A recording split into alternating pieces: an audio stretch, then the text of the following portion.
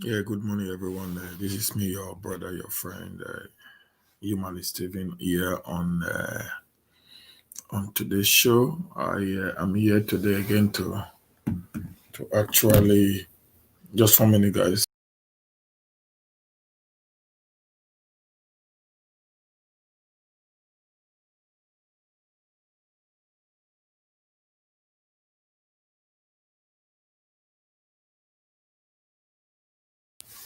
Yeah, I'm here to be also again to actually come here and give us the latest on what is happening in Nigeria and its environment. So today's latest news update, and I want to just join us as we share, and let's move on and discuss the betterment of the nation of Nigeria. So guys, this morning is going to be really, really also very explosive, really very explosive this morning. Just press your share button as you come in and give us some likes. Thank you guys for all you're doing to make this show a success. We really, really appreciate you guys. For real, I do appreciate you guys for your support and for your contribution to the success of this show every time you hear. For real, I really do appreciate you guys, and I believe that together we can make a better Nigeria, come a better Southern, united Southern Nigeria. That is my belief. That's what I stand for. I believe that together we can have a better and a more formidable, more workable nation if we decide to unite together. Okay, guys, this one, like I said, is going to be very explosive. That we just try as much as possible to go as fast as I can. Quickly, let me just go through. Please just share this broadcast as you come in. Thank you, guys. Let me go to the first the news headlines for today. This is the Punch, the Vanguard newspaper. COVID-19 Nigeria now in middle of second wave. Loot doctors says, they are talking about the second wave actually ravaging the entire world today. But I think the loot doctors are saying that the Nigerian second wave will be starting in a jiffy. Okay, we are now in the middle of the second wave of the COVID-19. Also on the Vanguard newspaper, so we have 2 dead, other injured as police intensify effort to rescue an adopted foreigner. You see, Nigeria is becoming very, very insecure, and this is the reason why we must, as a matter of fact, do everything we can to see that we're able to have a nation that we can call our own tomorrow. Please, as you're just coming in, just press the share button, guys. Thank you very much.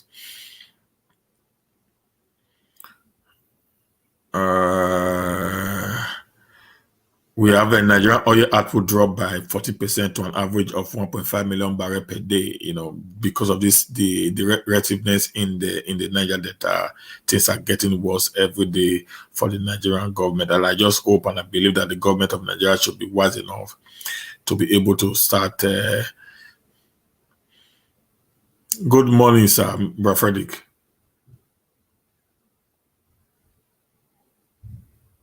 The EU body says approval of COVID vaccine going as quickly as possible. Yeah, and there's a lot of things that are going on within this COVID-19 pandemic. A lot of people are dying, even from the what is it called, the vaccine. A lot of people are dying from the vaccine, and we just had that Katsina school attack, 7 missing students found. Thank God for that. We are still hoping that more and more of them will be found. But 2 have been killed, according to the news that just came in yesterday. 2 of the kidnapped students have been killed by these rampaging kidnappers, or whatever they call themselves. So 2 of them have been killed, but we just heard that 17 of them have been found again. So we are still believing, hoping that more and more of them will be found as soon as possible. Katsina mass adoption. Bandits first took schoolboys to neighboring village, says residents. On the COVID-19, under the punch, we have this news. Fear grieves 26 infected general AIDS. COVID-19 positive commandant spreads. Oh, wow. We need to find a way. Good morning, my brother. 1 year fan, are you there? So that is really scary. That is really scary. National Assembly cakes as NCC raises wages bill by 12 billion. Wow. This country just loves spending money unnecessarily. Legislative aid issued 48-hour automaton over unpaid 2019 salary. Upon all the billions that these people are getting, yet they don't pay salary. You see, Nigeria is a very, very unworking nation. It's not working. It's not working. Police tortured me, collected 100,000, alleged I was a gay. Oh, victim. Police tortured me, collected 100,000 naira, alleged I was a gay. Just because they thought he was a gay. Good morning, Eosa Francis.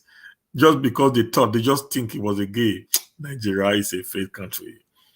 Fuel importation gulfed 700.646 billion in 3 months. MBS. Why can't we produce fuel in that country? You have 4 refineries. All this money you're using in importing fuel, is it not enough for the refineries to be put in place? Nigeria is really a failed country, for real.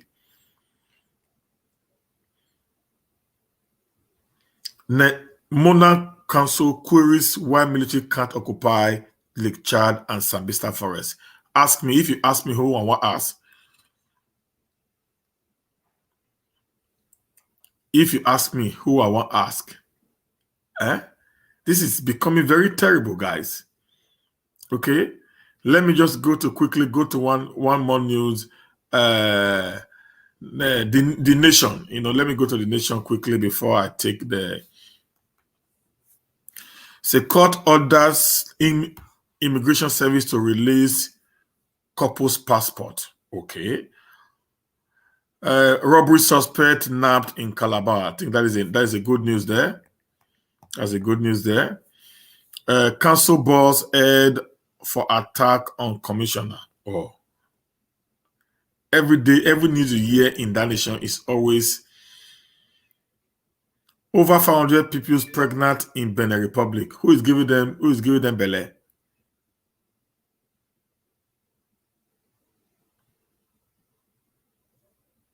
Body of missing child found in Ebonyi River.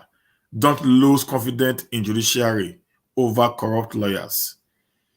Court declares stamp duty on bank transaction illegal. Yes, so do you know that this bank transaction that they collect from they actually collect a lot of money. A lot. They've collected. There was a time they were collecting bank charges nearly every day from my account, from my Nigeria account, from First Bank. Nearly every day. I had to write the manager. Say, what is happening? Why are you collecting bank charges when I'm not even doing any transaction? I'm not even home. My card is not being used. Okay? If I do a transaction, you collect your normal transaction fee. Then why collecting stamp duties from my account practically every day? Now the court just declares stamp duty on bank transaction illegal. So guys, be aware of that. If any money is being collected from your account, if you're in Nigeria, please go there and tell them to get your money back to you immediately, because whatever they are doing, it is illegal. It is against the Constitution of the Federal Republic of Nigeria as at today. Okay, guys, Plateau youth decry incessant incident. Well, be careful when you drive, guys.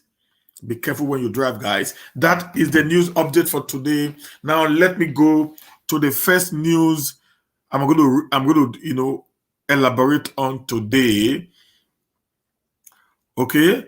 Now, let me go to the court order on CBN, so you know that, guys. So if you are having a bank in Nigeria, any bank in Nigeria, please, guys, it is illegal for anybody to collect, it's illegal for any bank to collect charges from you. Okay, what they call stamp duty. It is illegal. It is not in the Constitution of the Federal Republic of Nigeria as amended today. Okay, guys? Now, the Federal High Court in Asaba, Delta State, has ordered the refund of the cumulative 50 Naira stamp duty charge deducted from the account of a customer of Zenith Bank PLC and remitted to the Central Bank of Nigeria for over a period of 3 years. I'm going to do the same when I get to. I'm going to sue First Bank, so that I can get all my money back. Justice Nnamdi Dimba ruled that the continuous stamp duty deduction from bank customers were a flagrant violation of the subsisting judgment of the Lagos Division of the Court of Appeal and the Federal High Court in Abuja. The judge also awarded 2 million naira damage in favor of the Zenith Bank customer, Mr. Rupert Erikefe, against the bank and the CBN for the willful, flagrant, arbitrary, and contemptuous disregard of the law and or jungle actions. He also awarded 400,000 naira against the Apex Bank and Zenith Bank as the cost incurred by the plaintiff in persecuting the case. This relief is granted to set an example that it is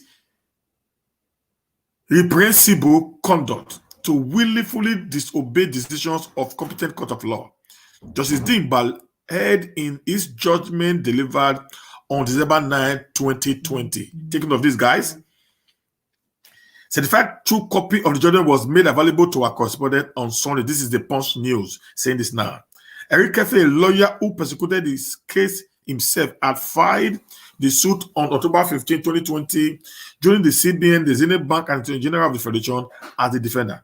The plaintiff had, in his amended originating summons, contended, among others, that the valid and subsisting decision of the Court of Appeal Lagos and the Federal High Court Lagos found that there was no express provision in the Stamp Duty Act or any law authorizing the deduction or imposing any obligation to deduct and remit 15 naira as stamp duties or on teller deposit or electronic transfer of money from 1,000 upward. Upholding the plaintiff case, Justice Dimba noted that Zenith Bank and CBN did not dispute the fact that they continued with the deduction from the plaintiff's account as stamp duty charges despite the court judgment.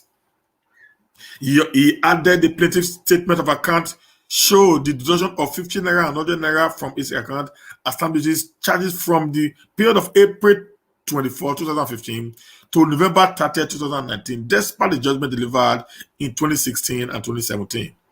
He noted that the two defendants never placed any judgment or order of a superior court overriding the decision in suit number CA/S/432A/2/2014 and FHC/L/CS/126 in 2016 that the plaintiff is relying on, and which authority empowered them to continue to make the deduction.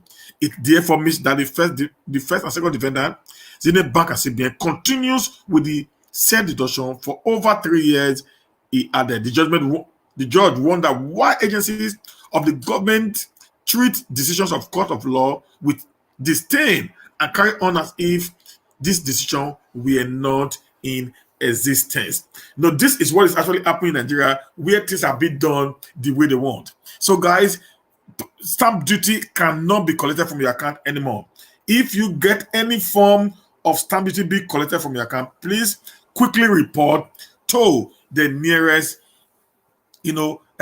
court and get judgment, and you will become rich overnight, guys. That is the truth. You will become rich overnight.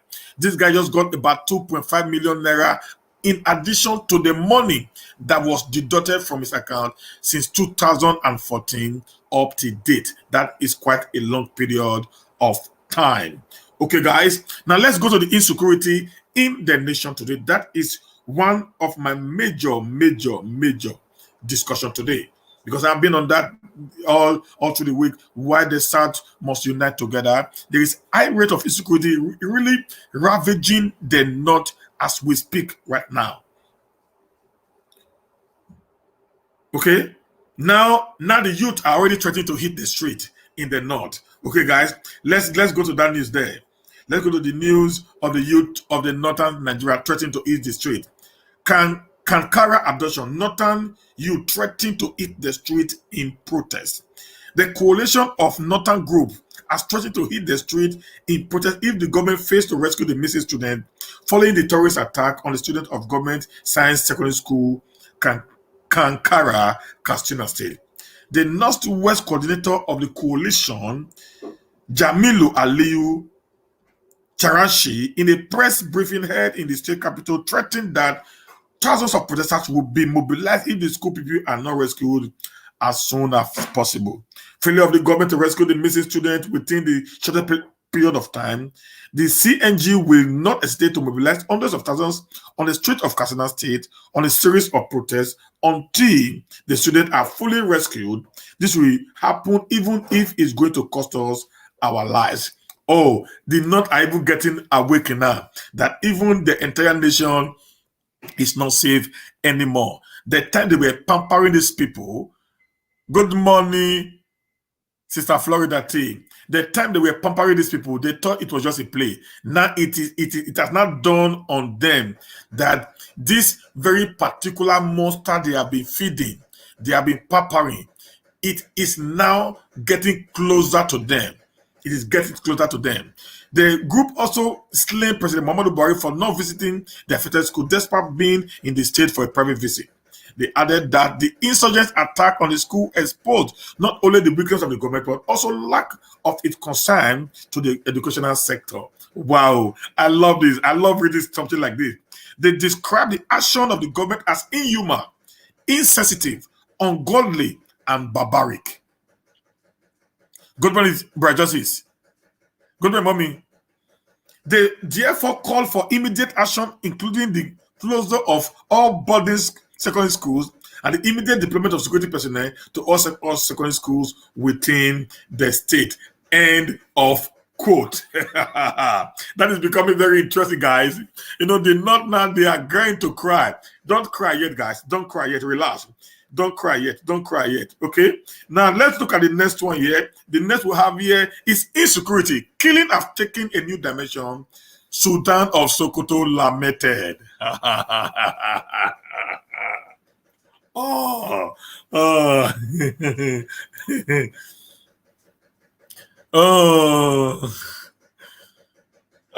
insecurity. Killing have taken new dimension. Sultan of Sokoto laments. It is getting interesting, guys. Share this video, give me some likes, please, guys. Subscribe to Najawa's YouTube channel. It is becoming interesting by the day. You know, the Sultan of Sokoto, Saheed Abubakar, has lamented the space of killing arising from the security challenges in the country.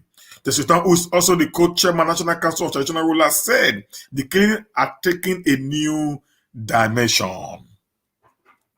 The killing have taken new dimension, and we really don't know what are the causes of this mass killing of innocent people. He said on Monday while leading his colleagues from the south and northern part of the country to meet Governor Babagana Umara Zulu in Maduguri, the capital of Borno State. We had various fora with our social leader, mention these things out, how to take care of our security in various communities. We have written papers, sent our governors, we have discussed with all our leaders all the way forward. But we see things getting worse and worse. Bros, it is because you have refused to actually call your foot soldiers to order. You know, when you train lion, if you train lion, and you dey pamper the lion, you dey give the lion food, they carry people goat, they give your lion, carry people pikin, they give your lion. When the lion don't overfeed, you not see where to go, he go turn against you, now you can chop. You guys thought you were doing the site alone. Listen, these people will get ready for every one of you. Tourists not get friend. You pamper them. You made them feel comfortable. You gave them all the food they need to grow and become a dinosaurs. You got a little cub. You began to train this cub, teaching him all the weapon of destruction, which the cub did not actually know because it never grew with his families. The repercussion is what you're seeing today, sir. There's no two ways about it. Okay? On the mission to Maiduguri, the Sultan Abubakar said they did not only come to commiserate with the governor on the recent killing of farmers in the state, but to make a strong statement with regard to the insecurity affecting the entire nation. Yes, we have been crying in the south. You guys have refused to listen. Now it is getting more and more interesting in the north that the people you call the Fulani headsmen are actually, emissaries, be sent to perpetrate, evil and unnecessary killing on our people. On the mission to Maiduguri, the revered monarch asked the military to occupy Sambisa Forest and Lake Chad region, housing Boko Haram insurgency. Please send all the army away from the south. We don't need army in the south. We need army in the north. Let all the army return to Sambisa Forest and go do their job. That is where they are expected to go do their jobs.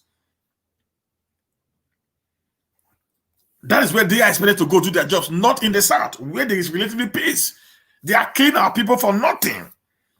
On his part, the Governor Zulu thanked the royal father for the special visit. He, however, decries the continuous dependence on donations to feed the internally displaced person as the main source of livelihood. Guys, that is the end of the insecurity killings, that's taking a new dimension. Now it is getting more clearer by the day. Okay, guys. Now, this is the next news again. I'm going to go through it for you before I start my analysis. I want us to just get it. How bandit move kidnap Katsina school children. Police department. Okay. The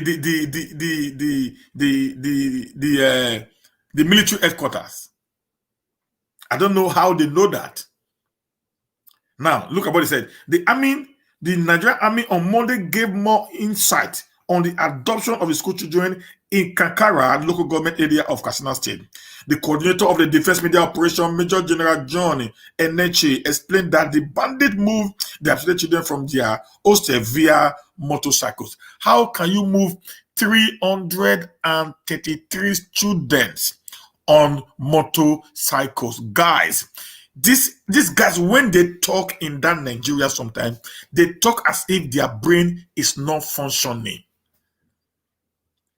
How on earth can you move 333 students on a motorbike? It means this guy came with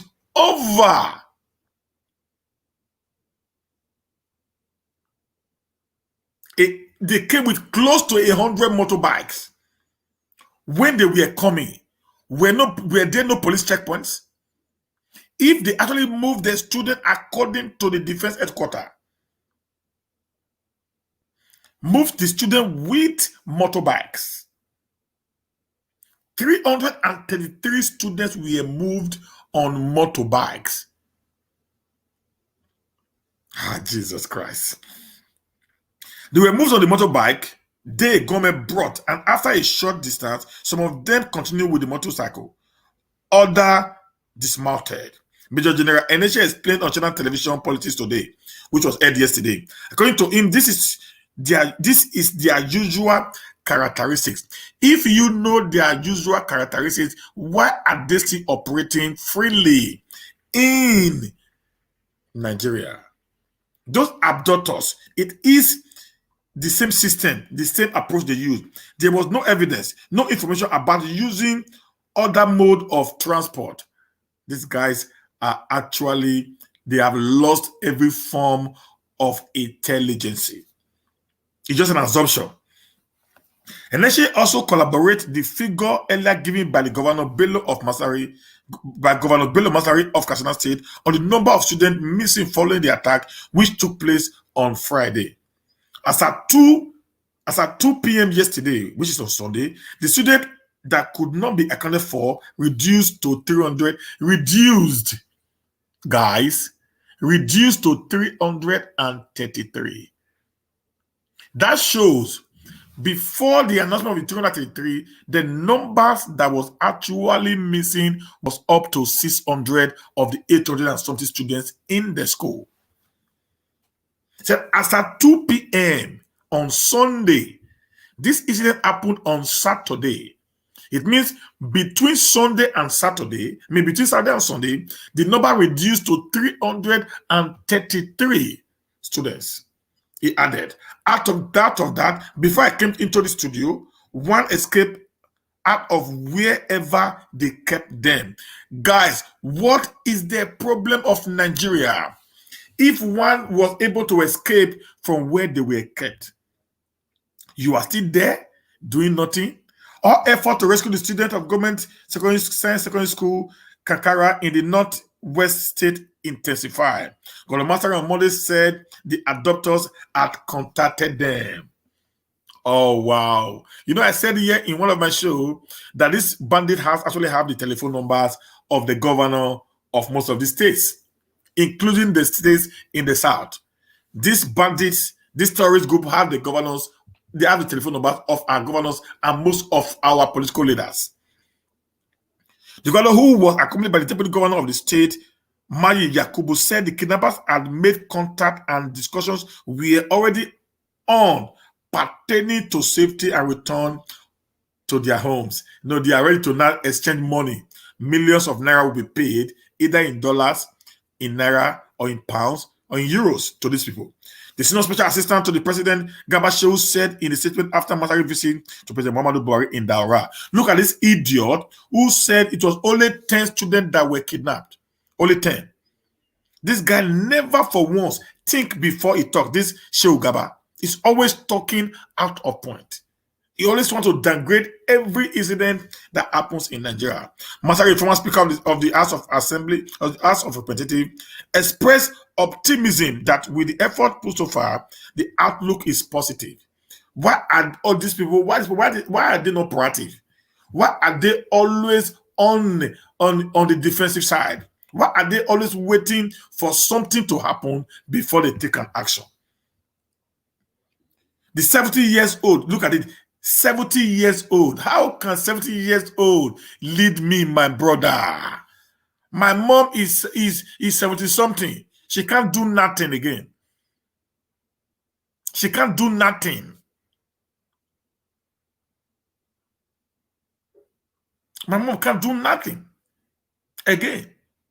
The 70 years old former speaker of the House of Representatives said it was only appropriate to visit the president and give him more details of rescue mission.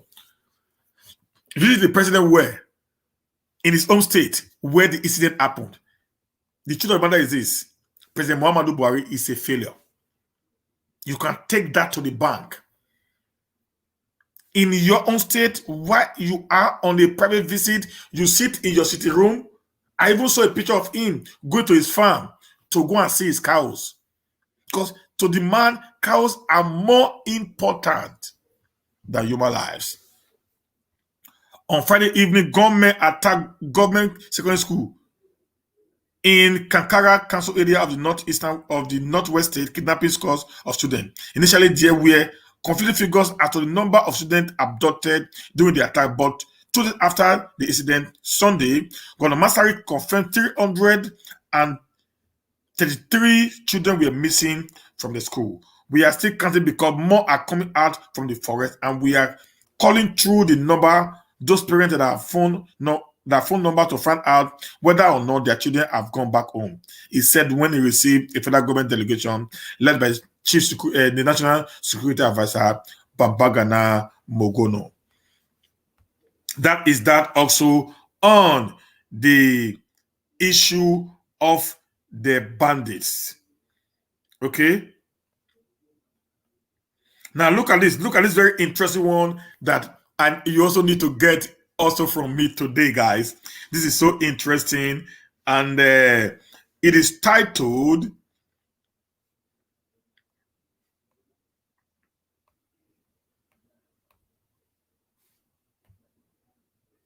It is titled Metiala blame elders for worsening insecurity.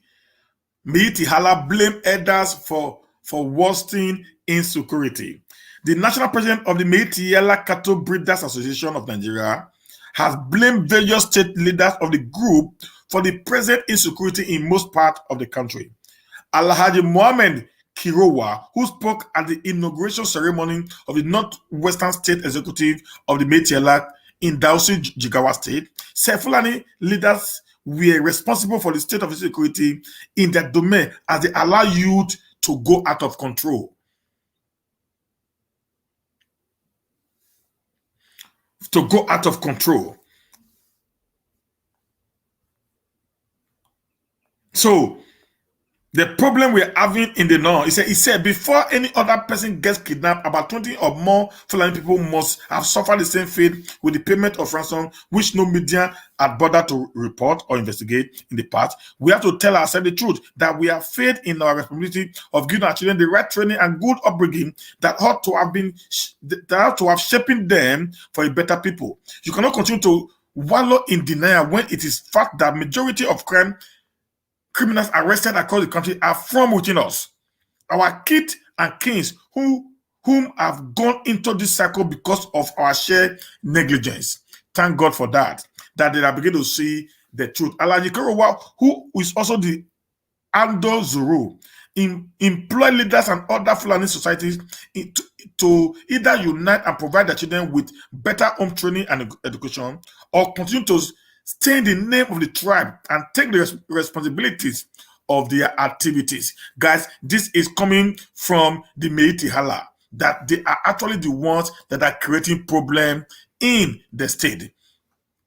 Earlier, the National Secretary General of in charge of Northwest of the Meiti Hala, Alhaji Baba Usman Ingezama, urged the newly inaugurated leaders to team up with heads of security operatives in their various states to enable them have a smooth working relationship.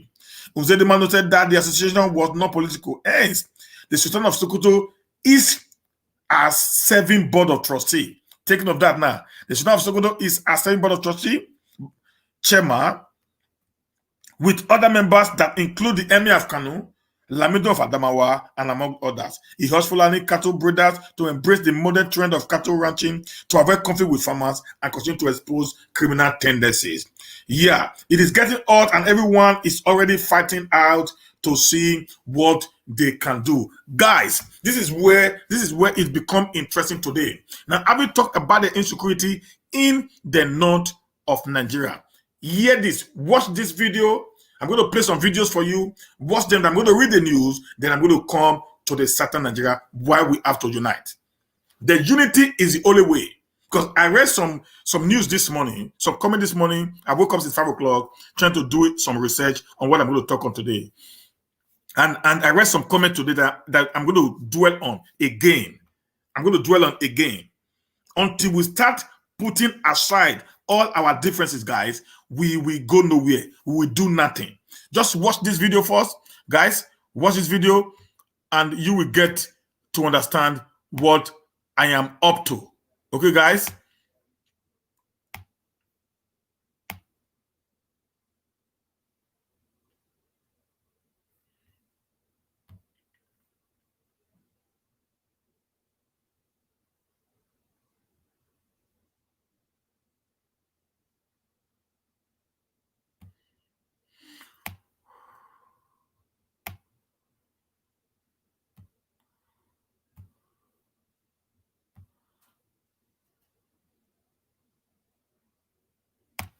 Sunanga Zubairu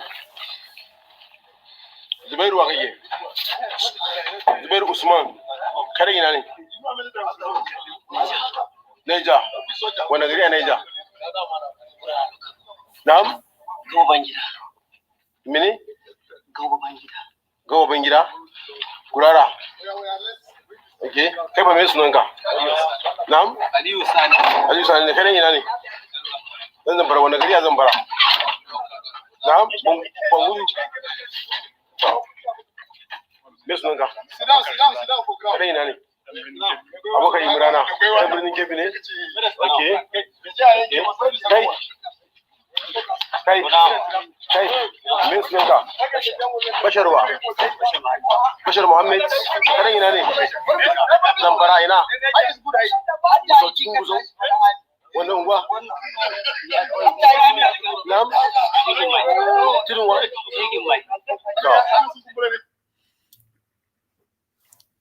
Guys, the truth is, these are the people killing us. These are the people killing us. You see, they dressed as military men, but actually, they are not military men. These guys were actually importing. They were actually importing arms and ammunitions. Okay, just relax. Let me go over to the second video for you guys. Maybe you guys will understand better what I'm talking about right now. Let me go over to the second video for you. Let me go over. Just give me some time, guys.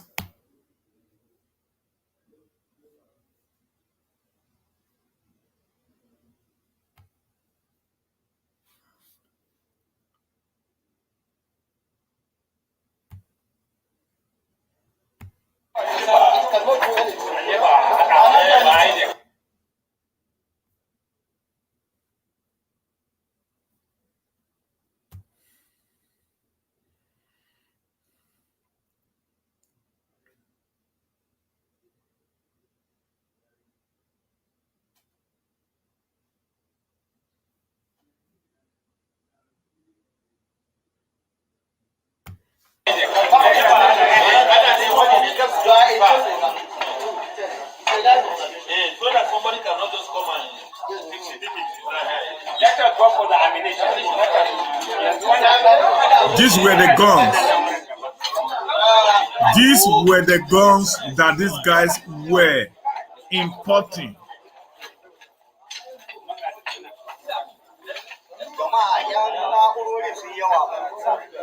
These were the guns that these guys were importing. This is how the Fulani elders get their guns they use in terrorizing the innocent people. This is how the Fulani get their guns they use in terrorizing the innocent people. This is how they get the guns they use in terrorizing innocent people, guys. You see, the reason why you see me I always clamor for unity. Look at what is happening today. If not that somehow the military operators call these people. Let me read the news for you first, then before I go on to the unity of the South. Let me read the news for you. Okay. Customs seized 73 locally made guns. 73 locally made guns. 891 cartridges in Kebbi. They were moving towards the south, guys. Customs seized 73 locally made guns, 891 cartridges in Kebbi, moving towards south, guys. The Nigerian Customs Service has intercepted a truck conveying 73 locally manufactured guns and 891 cartridges in Kebbi State. The NCS Public Relations Officer Joseph Atta, who disclosed this in a statement on Sunday, said the feast was recorded by an operative of the Federal Operational Unit, Zone B. He explained that the operative were on information patrol along Yauri in the Zamara waterside area of Kebbi when they intercepted a truck loaded. Hear this now. When they intercepted a truck loaded with locally produced rice. This is how they take this to the south. When they intercepted a truck loaded with locally produced rice, with some sack concealed under the rice. Upon careful examination, the bags were found to contain 73 locally manufactured guns, and 891 cartridges are noted. According to him, 3 persons were immediately arrested and detained by the operative while a preliminary investigation is going on. In his reaction, the controller of FOU Zone B, Amisu Abashi, described the feat as a signal to all those who may be planning to smuggle harmful items to the country through the zone. He called on the people, especially those living in border communities, to provide credible information to affect border security. Guys, this is what I am talking about. This is what I am talking about, guys. Until we began to see unity as the only way out, we continuously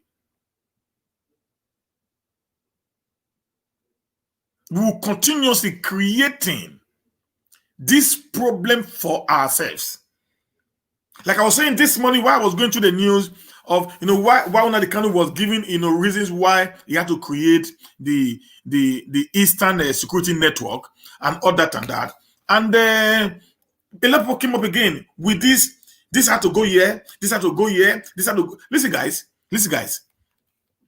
I have said countless times,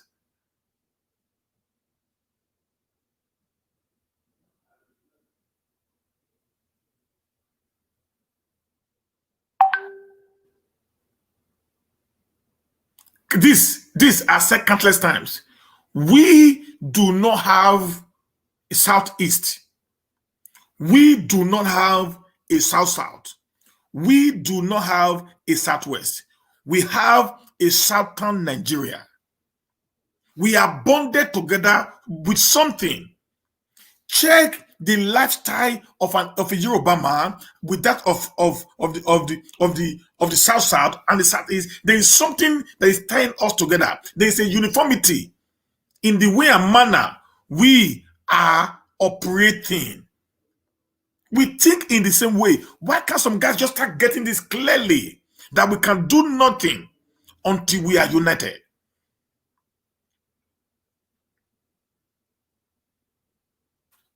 I'm not getting it.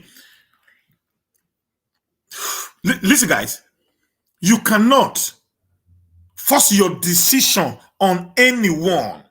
It will look as if you are doing what we are running away from.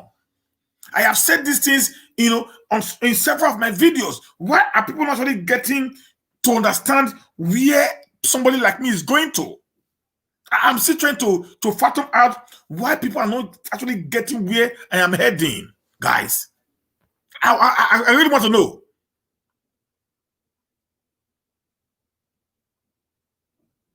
We are fighting a cause of oppression by the northern oligarchies. And yet, we are trying to oppress others even before we actualize our purpose. How can that work, guys? How can we be able to actualize our dreams and aspirations when we, who are supposed to be uniting together, we are actually dividing ourselves even where we have not even gotten there? People are drawing map of how the Nigerian that is going to be broken is going to look like. Is that actually the essence right now? Why are we creating unnecessary division from our own angle, where we are actually the ones that are the victims? From the west to the east to the south, we are actually the victim of the oppression of the oligarchy north. Why are we trying to now also display the same character in our own domain, where we are supposed to be uniting to fight the common enemy that is trying to make us continue slave in our own domain? I'm trying to get the way we are thinking, but I'm not getting it right. No need of talking about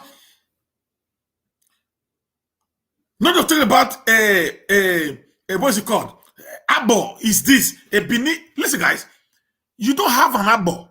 You don't have a Benin right now. You have a united South.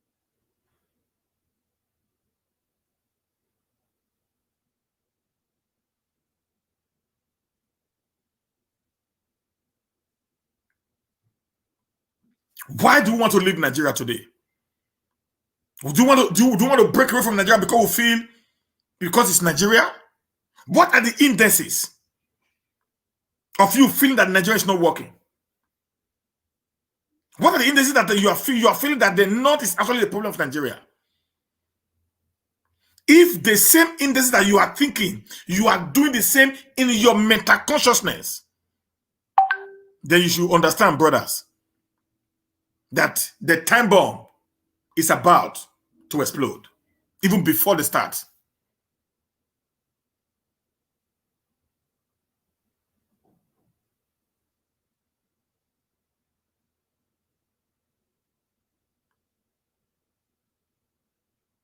I don't know how we're going to be wise now to start thinking, okay, guys, like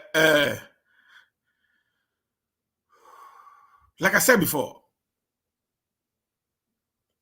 you don't need to superimpose your idea on people. This is why the Nigerian of today is not working. Because the North is imposing their ideas on us. The North is practically telling us we are not existing. We are a conquest to them. That's why they will come and say, we own the oil in the South. We own the gold in the South. We decide who becomes the next president. We decide who does this. We decide who does that. That is the reason why we are angry. They give us what they want to give to us. They decide what we'll get. If that is the case, and you as a leader who is trying to free your people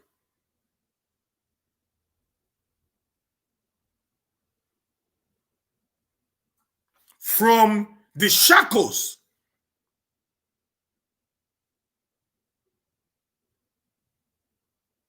of the northern oligarchies who have perpetually kept us in bondage since the inception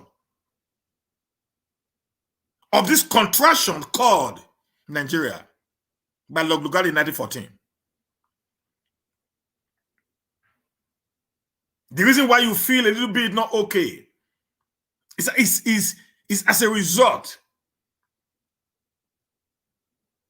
of the look down on you as a people. It's as a result of the marginalization and the negligence that have erupted from, I'm having a network problem right now, okay, from the entire system. You sat down, you felt, no, this is not working for me. And supposed to be an equal take, an equal stakeholder in the contraction today called Nigeria. If I am not getting that equal responsibility, equal representative, and equal share of power, why should that be in a relationship whereby I am being treated as a lesser human being? This is the reason why Biafra in 1967 was called into place. This is the reason why the Biafra of 2020 is being agitated for. Guys, get me clearly right now. Now, having known, maybe some of them don't know, but that's what we need to educate them. Having known the reason why you are clamoring for the state of Biafra, the rising sun, and now you are sitting in the comfort of your home,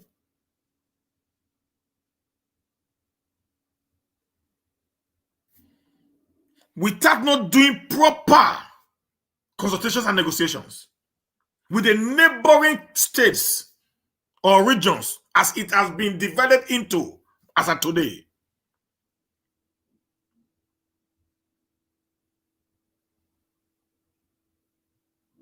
You just sat down, begin to think and tank. Who is going, who is not going? knowing fully well, by the structure of the Nigerian system today, every state is independent of the other.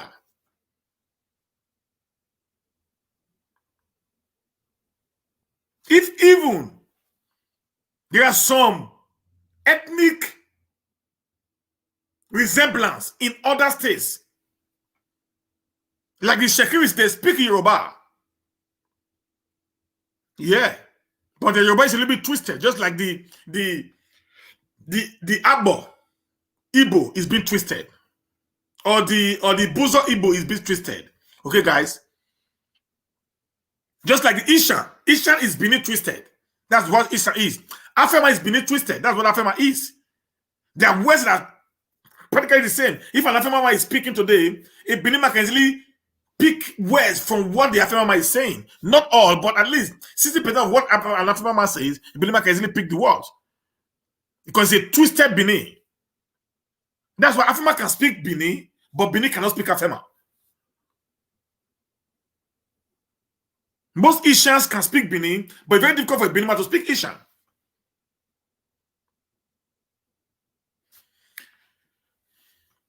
And these people,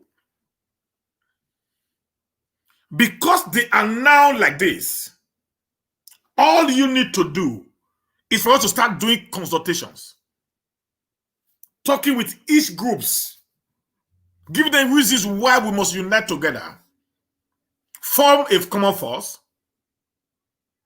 build a southern Nigeria.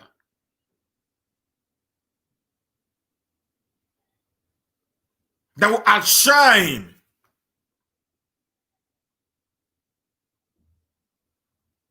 the northern region. It will be nice that when we are now united as one people, we can now say, okay, we are bringing to the table two options. Restructure Nigeria to the pre-independence system, whereby we have regional government as it is in Ghana today. That's what Ghana is developing. They put Ghana in the level of regions. Each of these tribes controls their resources and do a lot and pay homage to the federal government. Or if the North says we can't allow you to have a restructure, then a United States will not say we go our way.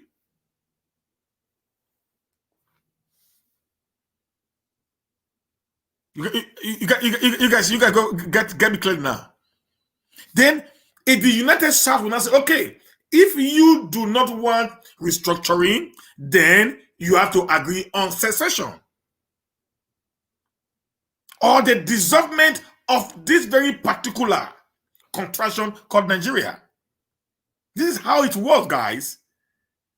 But we cannot be able to put this bargain up until the South are united as one indivisible entity.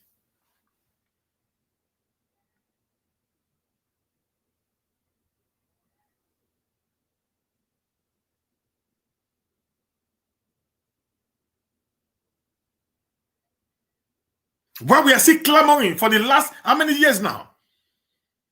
But we have not been able to achieve nothing because there is a wide gap in the southern Nigeria. Let me also shock you guys. During the NSAS protest,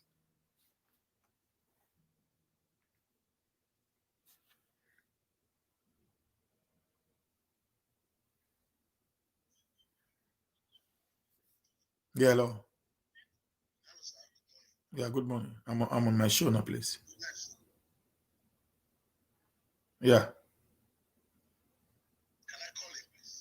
Okay, go ahead.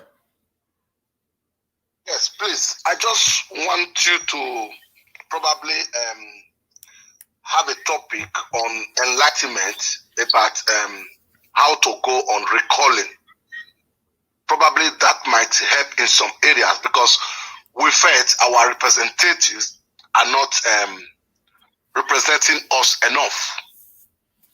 So if you would like to give us a guidelines, probably on how to go about recalling, that might encourage them to sit up with fear of being recalled. Okay. Maybe I do that in my subsequent videos. When I'm done with this series, then I can do how we can recall back our representatives. That would be lovely, sir. Thank you very much. Thank you. So guys, now, like I was saying, if you not decide to say, I am leaving this place without you are not united. You know, when the South went and had a meeting with the chief of staff to the president, Professor Gambari, so with some other delegate that came in. What was the idea? Governor Okowa, Ife Okowa of Delta State,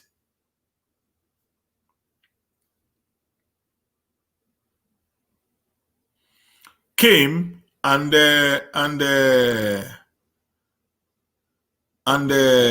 gave their what they wanted. One of the things the South said was restructuring. Let's go back to the old way of operation when Nigeria was peaceful. Because I know before 1966,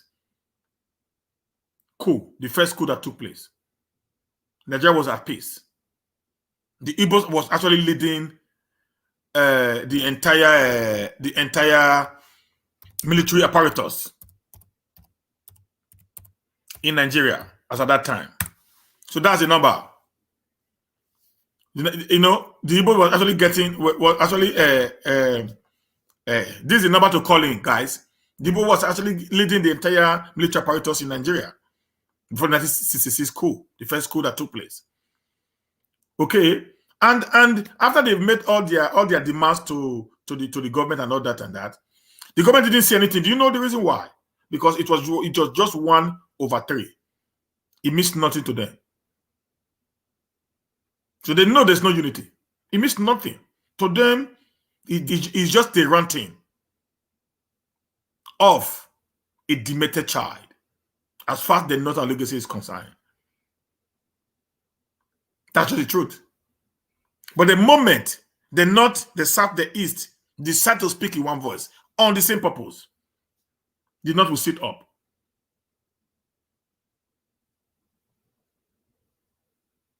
The North will sit up. And the idea, the notion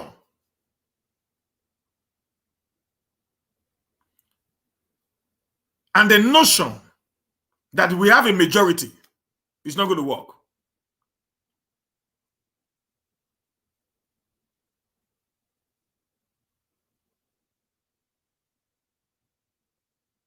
The notion of we are majority is what is making the North want to oppress the South.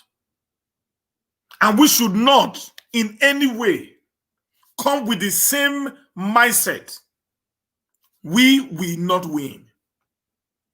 It's not about what we want.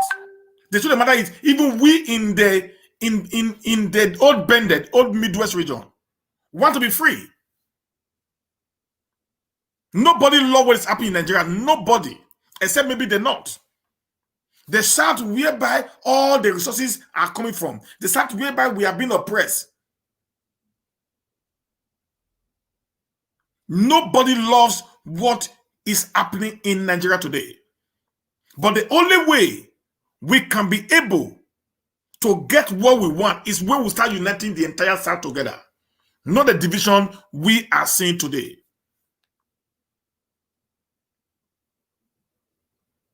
The moment you say, oh, if you don't want to be part of Biafra, go. Guys,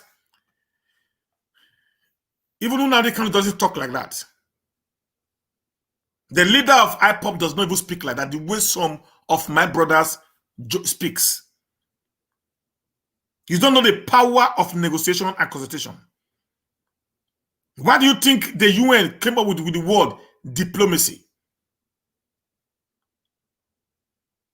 In resolving issues that will lead to armed conflict, they ask you to apply diplomacy. Let me also shock you guys, once you don't know this, there is no battle, there is no war that have ever been fought that did not end on a round table talk. Go check history, guys. No war in the world that had ever been fought, even the First World War, the Second World War. There's no war that even the Biafra War we fought, the one they call the Civil War in Nigeria, that did not end in a round table talk. So at the end of the day, they return back to diplomacy, consultations, and negotiations.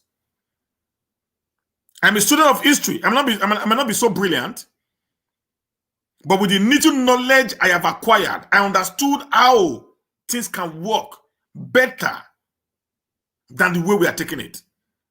I may not have the charisma, I may not have the meta capability, but with the little that I've been able to comprehend, it is very clear that nothing works except unity is involved.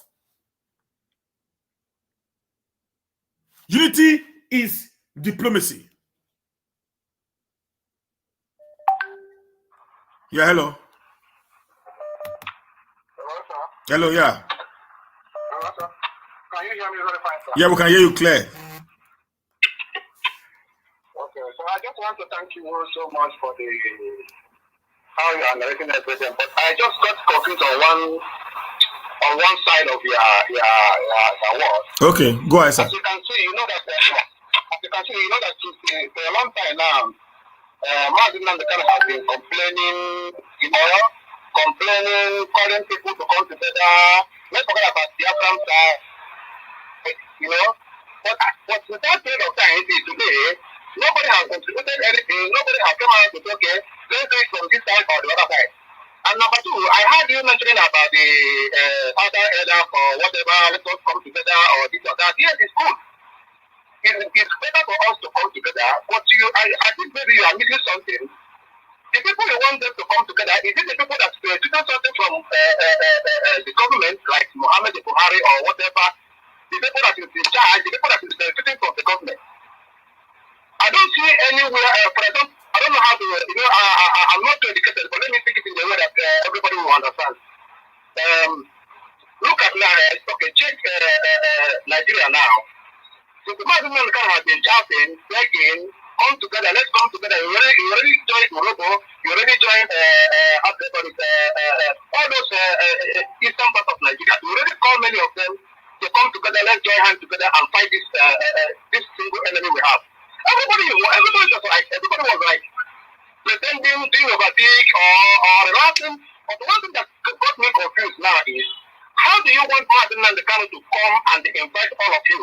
If Boko Haram is in your house now, they want to kill you, are they going to invite you that they are coming to your house to kill you? That is the only one question I want to ask. If Boko Haram is in the front of your door now, already they want to go to your house now tomorrow, are they going to invite you that they are coming to your house tomorrow? They're not going to invite you. So you are going to take care of yourself. Okay, let's forget about that man.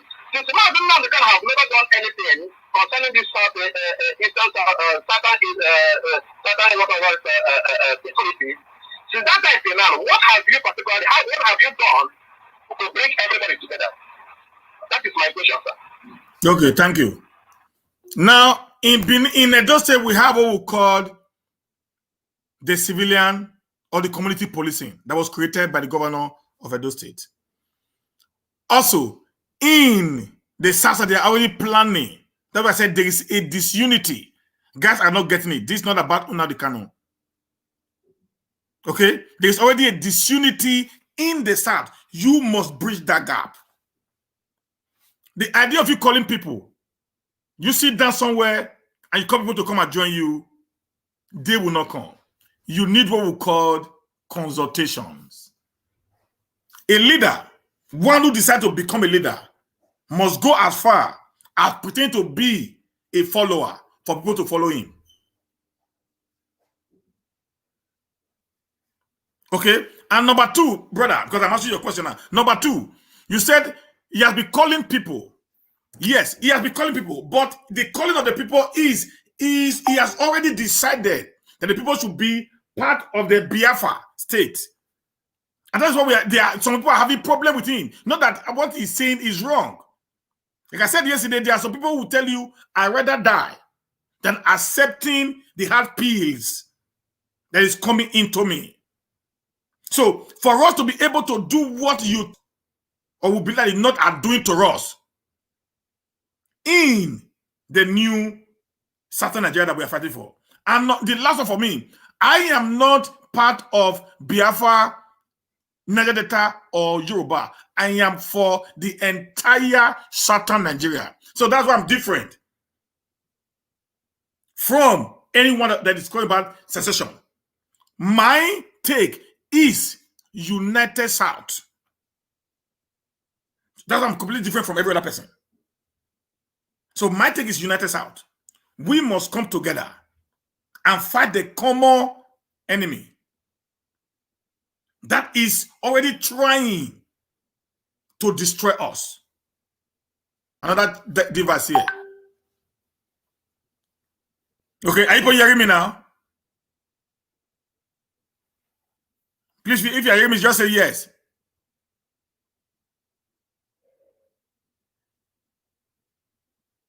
Okay, thank you guys. Now, okay, let me pick this call. Let me pick the call first. Hello, my brother.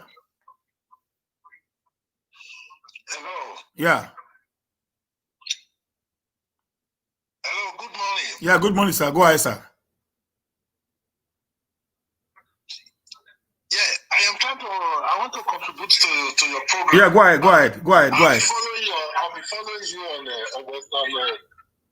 on Facebook for a very long time now. Yeah, go ahead, sir. And I want to contribute little to what you are saying. Go ahead, sir.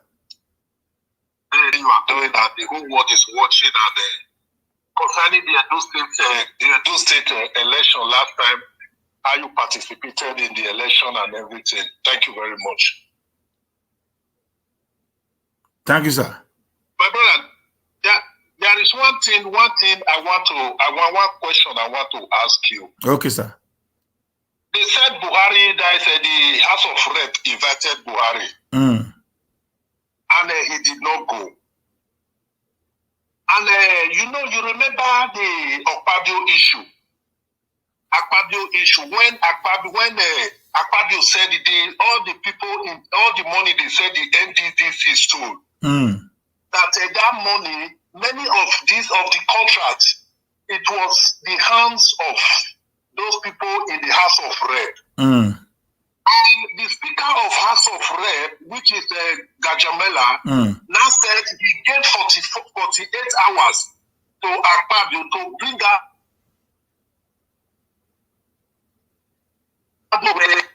this contract.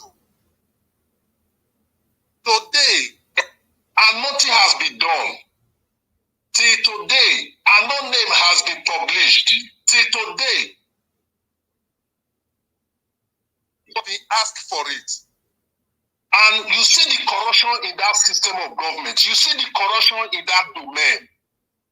They said Buhari should die. Said they are inviting Buhari. He should come. These Nigerians are making noise that a place where is a place that is already corrupt. They said, well, even though Buhari come or he did not go, that is I don't think anything is wrong there.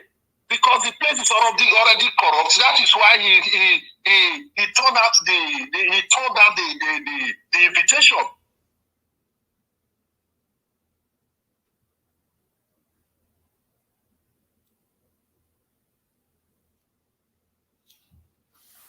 Okay, I don't think that was right for him to have turned down the invitation, anyways, because as a president, he ought not to have done that at all. Okay, he ought not to have done that at all. He's supposed to have appeared and respond to them. Okay, then that aside, now, so brothers in the Southeast, if the Yorubas woke up today and said they want to incorporate the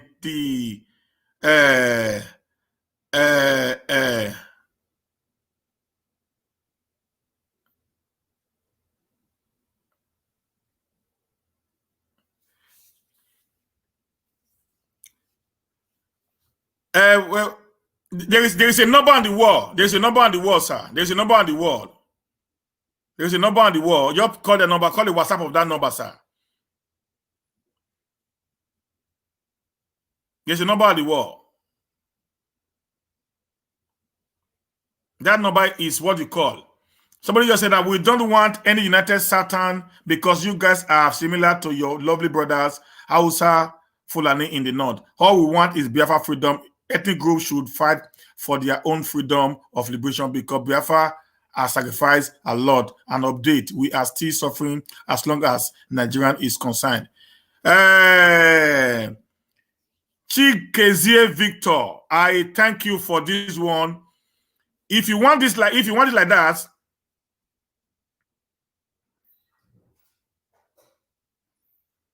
if you want it in this form, that is okay, that is fine and good, brother. But what we are saying is you cannot be able to force others to accept your decision. You have to be a mutual agreement. That is what I am talking about.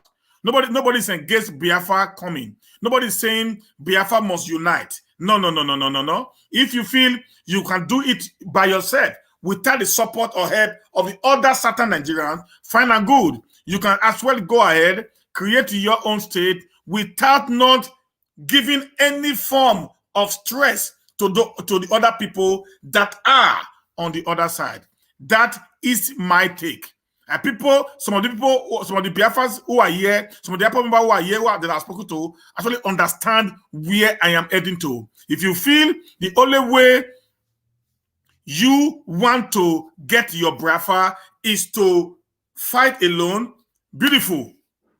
It is fantastic. We have no problem about that. It is a thing that you can actually do without us not having any issue. But do not force other people to be part of you. That is my take. Because when you do that, you are equally doing what you are fighting against with the Northerners.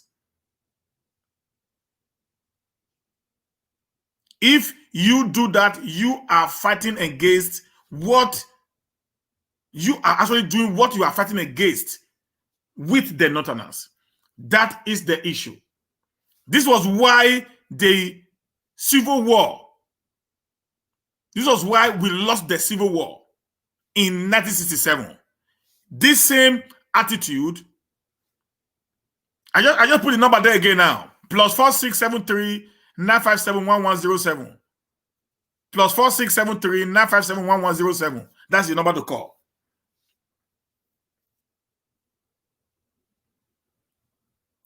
+4673 957 1107. It's on the screen, sir. Now, it means we are. Nobody's saying if you want to do it alone, fine and good, you can. There's no problem about that. But the idea of you not trying to incorporate others into your idea with agreeing together, it means you are trying to make the people. You are trying to make the people again to be part of what you are running from.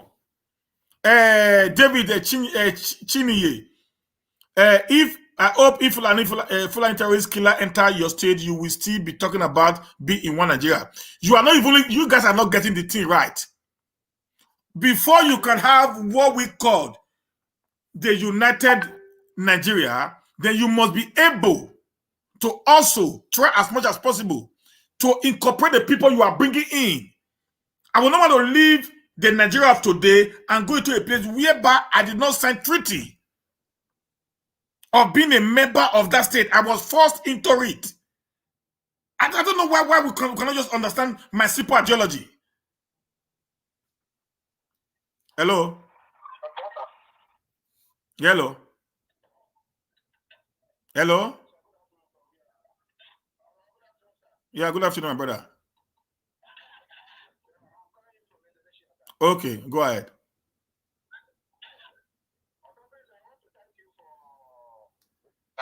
But I have one question to ask you. Okay. I hope you know that Martin Namdekano is not forcing any tribe to join Biafra. Yeah, but okay. Now let me correct that. Let me correct you now, my brother. Mazi Kanu is not forcing anybody to join Biafra.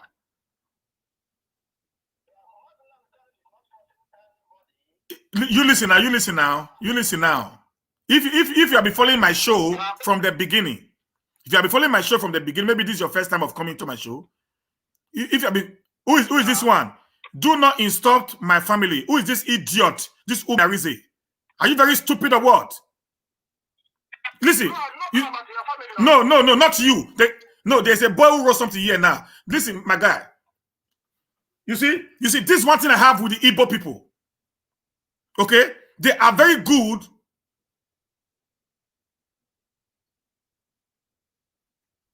They are very good in insulting people.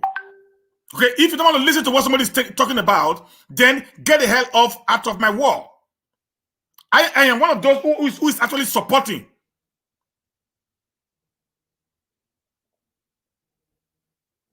You know, yeah, my brother, they want to bring Biafra in. I'm just talking about we coming together. They are not getting it somewhere. Arrow. They are the one twisting the whole thing. I'm just saying we need to come together.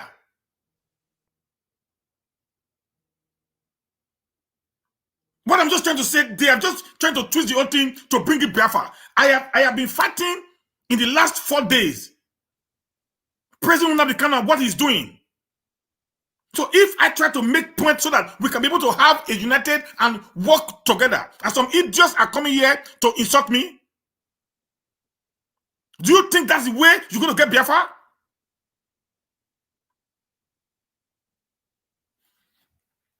If people are not be streamlined to just believe in one cause without not thinking anymore, then we are going to have a lot of problem. That's the truth of matter there. If people are not being brainwashed to just believe in one line of thinking, then we're going to have a problem.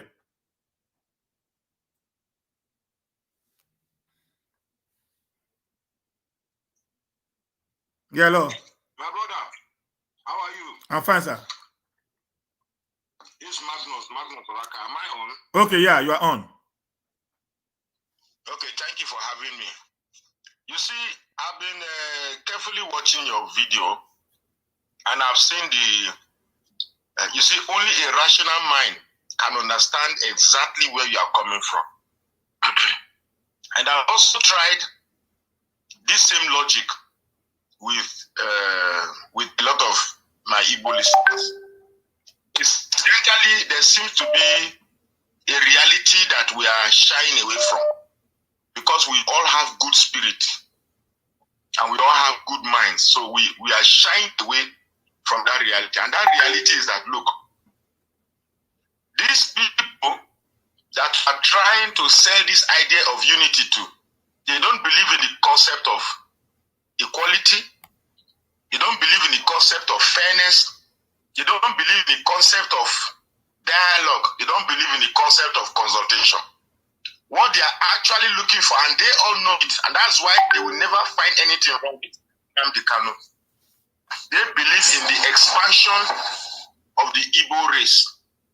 They know that their population has gotten.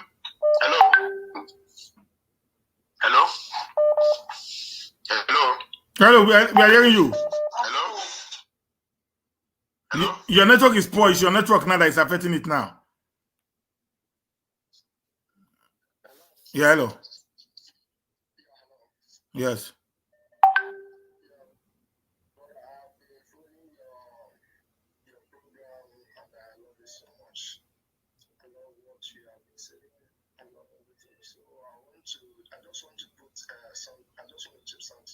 Okay.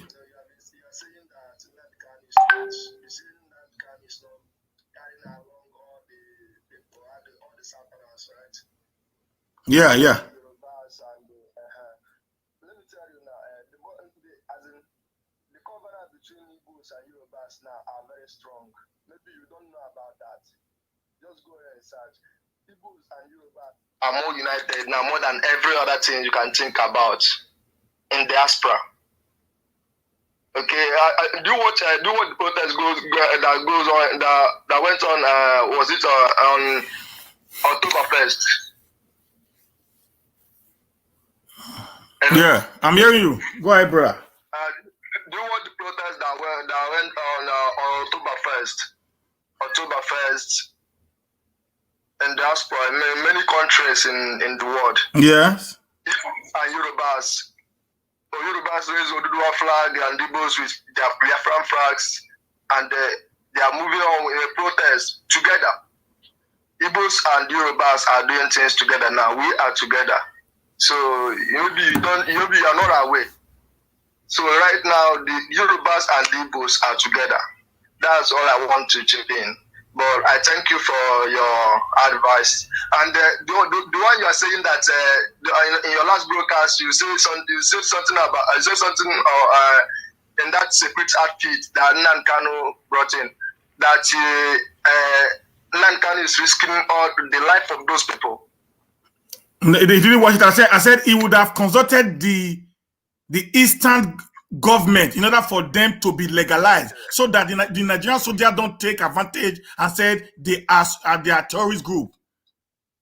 Okay, let me tell you something on that now. Okay. Do you know that they prescribe IPOB as a terrorist group? Yes. Without God, without anything, they prescribe them as terrorist group. Yeah. Yeah, this is their strategy. They will always find something to say. Even our leaders, people that were supposed to be protecting us, they are the one killing us because of love of money and their selfish interest. They are the one killing us. So our life is already in danger. We are not living. We are not living fine. We are dead already. There's no need. We are dead already. So it's better we fight. We stand up and fight for our right. Even if it shall cost all our dead, all of us to die, we will all die. But Biafra we must protect, and nothing else. And the Oduduwa, watch Oduduwa to do the same as well, because we are together now. We are not going back, because Nigeria has failed us.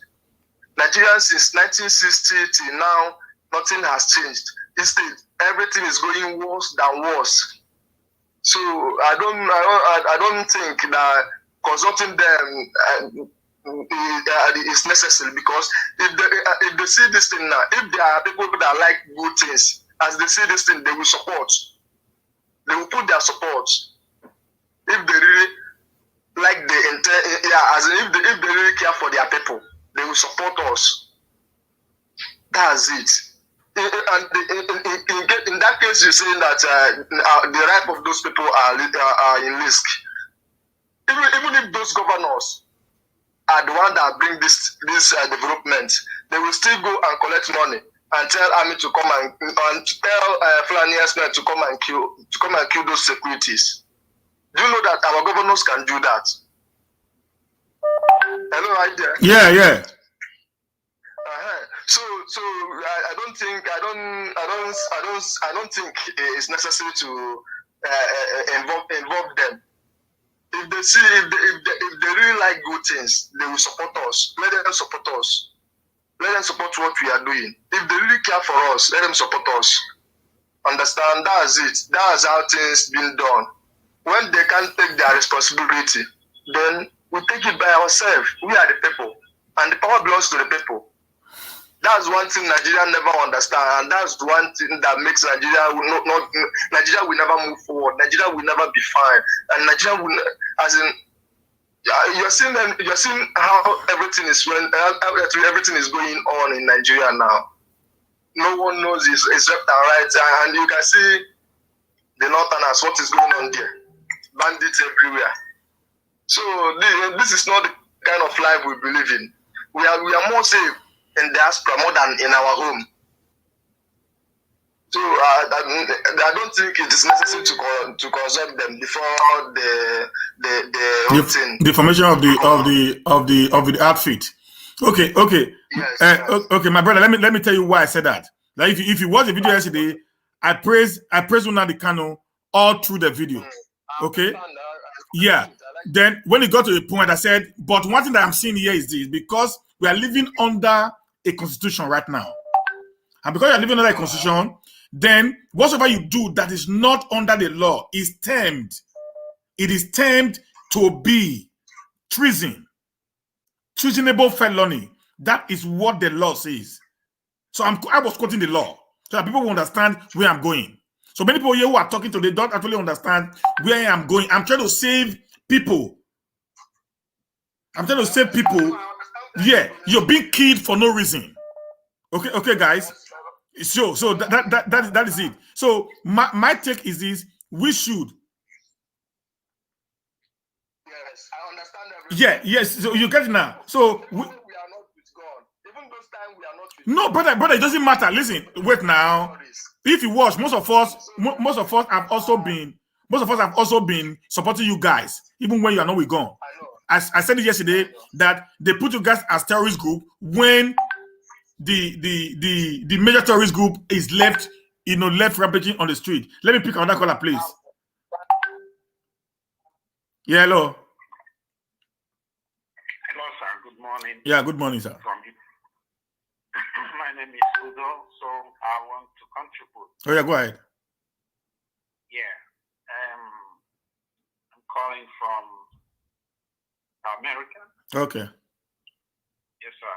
I so much appreciate you and your program and your idea, the ideology. Your ideology is my own self-ideology too.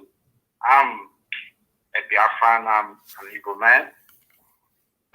I've always been canvassing for something positive, that is unity of the South. Because if we go, say, only one like Oduduwa will be on their own to struggle for freedom, I don't think it will work, because the leaders of that area will sabotage it. Then if Biafra say they want to go in for their freedom, the same thing will apply. The leaders or the governors of that region will sabotage it, will make it difficult for them. So a typical example of the unity is the NSAS protest. Thank you. That shook governor.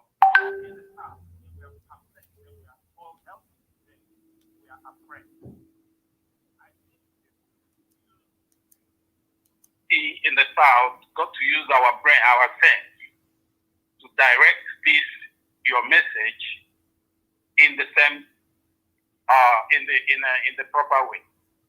Now, to make it quick and short, I suggest that Nnamdi Kanu, Magnus Oraka, Citizen AY, who are there now that are frontline,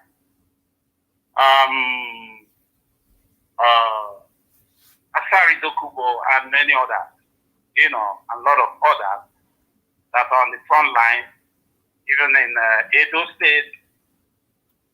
They should have, though they are far from each other, but they ought to have a union, a meeting together, kind of discussion, consultation together, mindless of the other, group of people that they are leading.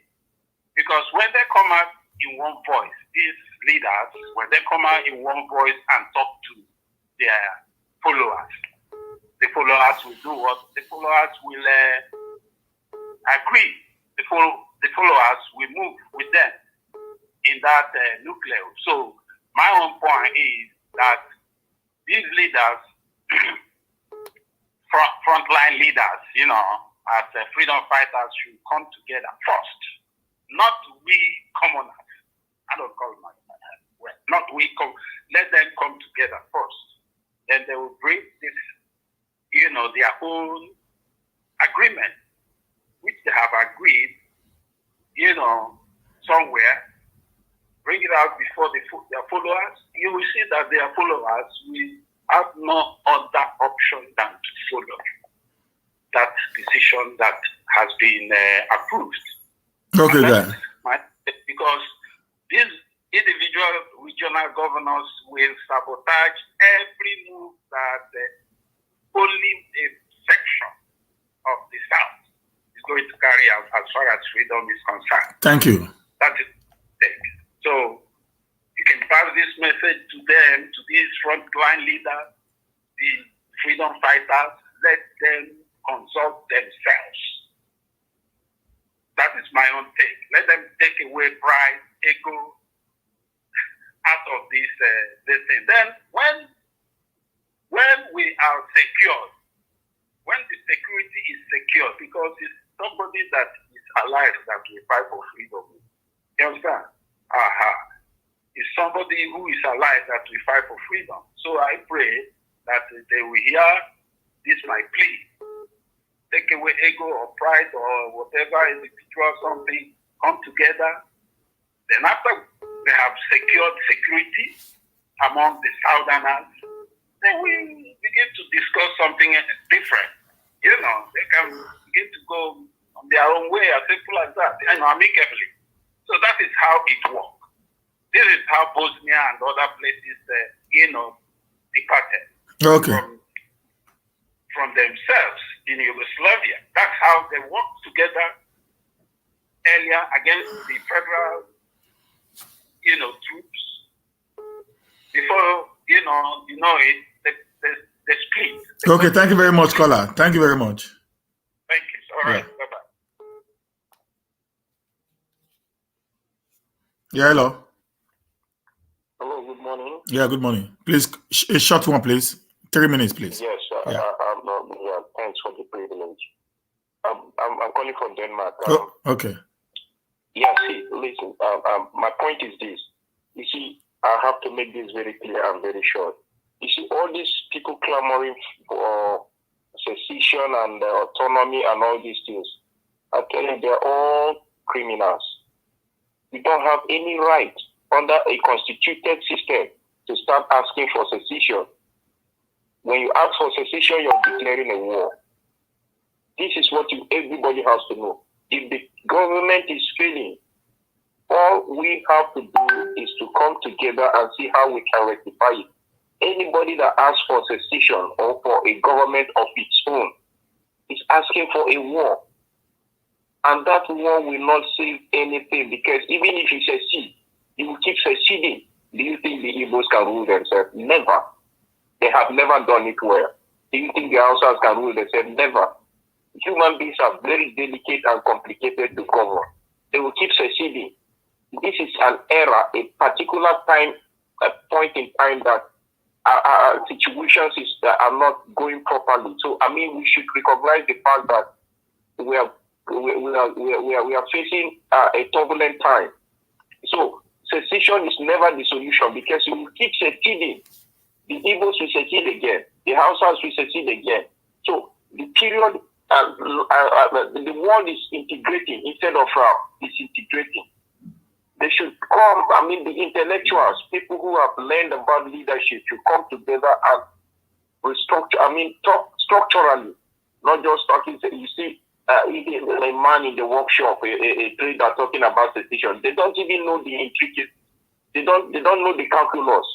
They talk about leadership. Can they govern themselves? Is it easy to govern? Anyway, that's my point. I may not be articulate, but that's just what I wanted to pass across. Thank you very much. Yeah, bye. Yeah. So guys, hear this now. The issue is this. We must understand something. Let's get this very clear. Samuel Okunko, I really appreciate you. I'll be reading your comments, and I usually say that you have actually been very, very articulate in what you were saying, sir. Where I am heading, which many. Okay, let me pick this one first. Yeah, hello, my brother. I'm just a first-time caller. I'm watching your show, and from the beginning, I was particularly interested in how you presented the show. But at some point, I was beginning to lose touch of the whole narratives. Okay, first, I am Chukwudonso. I'm a Biafran, and I'm a Nigerian, too, at the same time. First, the first thing that will actually affect your show is by allowing Magnus Oraka sow a seed of discord. Because I have been watching Magnus Oraga for a very long time, and I have watched the show. The shows were interesting at some point. He started deviating from what he was preaching and started talking about a particular tribe. Nobody's talking about Igbos here. Nobody's talking about Edo people here. We're talking about how to unite people. There should be a motto, there should be a direction, there should be a directive. So living or acting on what people are commenting on your wall and living the direction you're supposed to be traveling, you're supposed to be aiming at, and start talking about a particular set, it's not even the idea of how he started.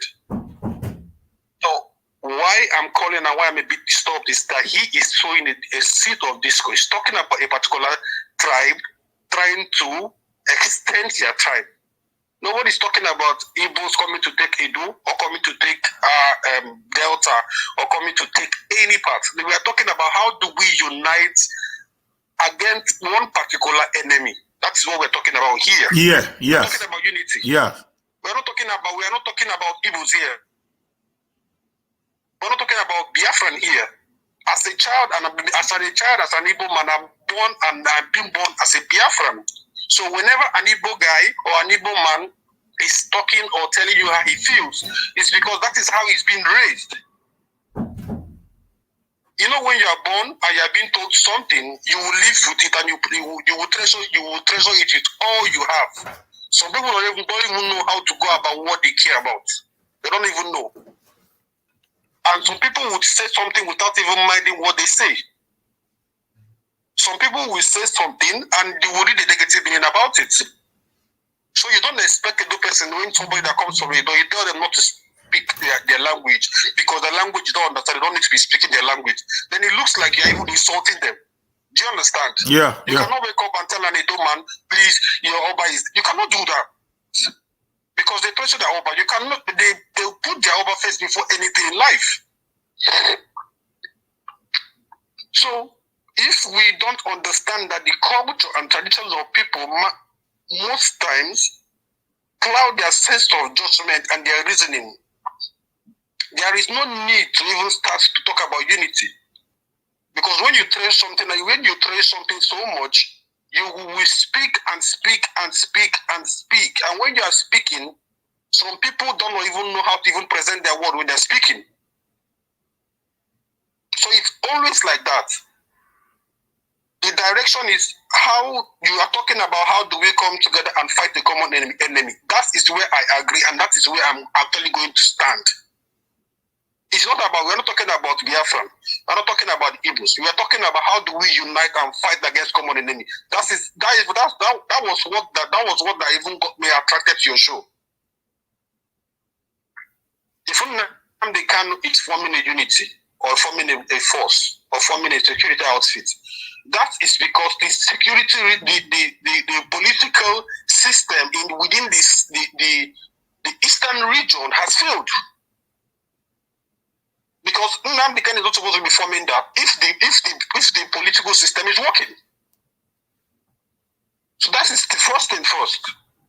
And whatever you do or whatever we do as a person, the people on the political class will always rubbish it to the floor. So first things first is how do we start from the grassroots? The grassroots is you and me. How do we understand each other? How do we start living this, throwing away this seed of he's an Igbo man, he's an Edo man, he's a this, he's a that. We have to start cleaning that particular center first. I'm in Europe, and I see how when I speak to Bini people, they tell me, oh, you are an Igbo person. No, they don't want to do. You understand? That seed of discord is already sown even before we were born, and we grew with it. I attended the military school, and I knew how difficult it is to relate to an Hausa boy. An Hausa boy will tell it to your face that you're not a Nigerian. Do you understand yet? So now the problem is the parents, right from when he was born, they started sowing that seed of discomfort in them. So some part of people believe that they are first-class citizens, and the other people believe they are not. I was paying more school fees than a military child as a civilian child. but they get more preferential treatment than me, be paying more school fees. Okay. Thank yes. Thank you, my brother. Please stand on your words. How do we unite? Yeah. I'm interested in that. I'm not interested in whoever I start to sow a seed of discord. Thank you very much, my brother. Yeah. Okay, guys. Like this, my brother just said. Now I'm going to end the call for today there because I will just talk a little bit. I'll be done. You have about maybe 20 minutes to go. Now, what I am talking about is this. He just gave me what I wanted. Unity is the only way.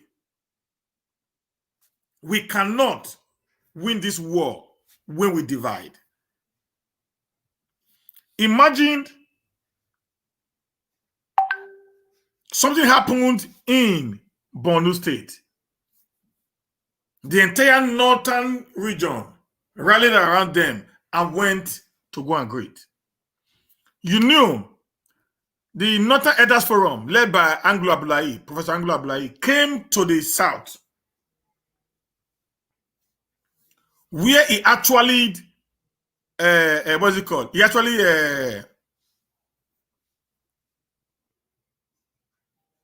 let me just answer this call, please. Yeah, hello. Hello. Yeah, are you still on air? Yeah, I'm still on air. Okay, I tried calling your video and somehow the thing went off. I don't know. Yeah, I'm on course. You know, everybody call this a call for this. It's like a interactive session. So can I continue my discussion? Yeah. Let me hear you, sir. Okay, I said I saw in your program you are trying very hard to make people understand that we actually need unity, and to a large extent that is very, very true. Without this unity, we will not be able to withstand the incursion of the northern political oligarchy. However, the group of some group, that's particularly to IPOB and some Igbo supremacists, they don't seem to, or deliberately or mischievously, don't want to understand that concept. I've seen you struggling with some people in your program now, trying to make them understand, but they are trying to say that, well, Nnamdi Kanu has set up a security outfit, and you are trying to tell them that no, such a security outfit did not have the input of everyone, do not have the contribution of everybody. It is not a universally accepted program. It's a one-man developed idea, and the whole security outfit is answerable to just one person. Now, if we decide to adopt this security to everybody, who controls them? Nnamdi Kanu. That is not proper. We want a security outfit whereby they are answerable to the people and not to one individual. You see, the concept of bringing these people to understand this thing is very difficult. I don't want to know where you are. I don't want to know where you come from. But you see, this concept of equality, concept of negotiation, concept of dialogue, concept of togetherness, it is going to be very difficult for some people to understand. So left for me, I think maybe we should try. We'll try for some time, but we cannot continue to try forever, trying to make them see, because Nnamdi Kanu has indeed polluted a lot of young minds, and they don't want to see anybody take any to them. They say it's glory, or they take the shine away from their alleged supreme leader, and therefore, if you go against, they say you are envious. I'm sure in your program, someone has called you that you are envious, you are a saboteur, you are all these things. So we can't continue to wait to beg them. If they are going to pursue the problem, we find a way to work to bring them down. That's just the whole thing. Thank you very much. My humble contribution. Thank you very much. Thanks. Okay, let's pick this now. Hello, my brother. Hello. Yeah, hello. Yeah, I've been listening to you. I've been following your program. Okay. You're doing very well. Thank you so much. Thank you, sir. I'm very, very happy that a lot of people with open mind are coming out. You see, what advice I have for people who are listening to your program is that you should allow people to air their view. You should accept whatever thing that someone is saying. First of all, you listen and you get their message before you start talking nonsense on the person's page. this our brother is doing well. The only thing is that he is not in IPOB. There is no way he will know what we are doing there or what is happening in IPOB. So it's left for you to tell him, look at what is going on, and then he will reason with you. For the fact that he came on air is to hear people's opinion and your ideas, so that you will know which one to choose. So my brother Magnus Oraka, you are doing a wonderful job. The thing is that maybe you don't understand what at some point you lose the understanding of what is going on. And we love all of you for the fact that you made an effort. There was a time you queued in because you knew this was the truth. This is the truth, and this is the only way. But due to some person, some element, some individuals wronged you. I understand you have they wronged you. So you have every right to vent your anger and become upset. I get that. But please, what I want you to do is to reach out to this Muslim Bekani you are talking about. Maybe you have not spoken to him. Maybe there are other subjects we are talking to. This security outfit is not for Nnamdi Kanu. As you are from Yoruba, when you are in your land, if you form a formidable unit, you can be the leader. There is no Igbo man that is coming into your territory at all. What they are saying is, please come to a center, do your training, go to your region and protect it, secure it. Then after all this thing, when the security is done, everything is done, then if we want to negotiate in Nigeria, we can negotiate. If you want to be part of Biafra, you vote. If you want to be part of your country, any part you want, if you want to be Benin Kingdom, you vote. You say, this is what we want. You present it. This is an opportunity for us all. This is an opportunity. We should not fight ourselves, my brother. Thank you very much, my brother. You know, this is what I'm saying now. That's why I said unity is the key. Thank you very much, sir. I really appreciate you. Unity is the key. That's the first key. We will get the unity out of it. Then we'll not know what to do with ourselves. This is what I'll be clamoring for. That's why anytime you see me, I come here. If you do something good, like yesterday, I was here throughout yesterday. I present at the canoe all throughout.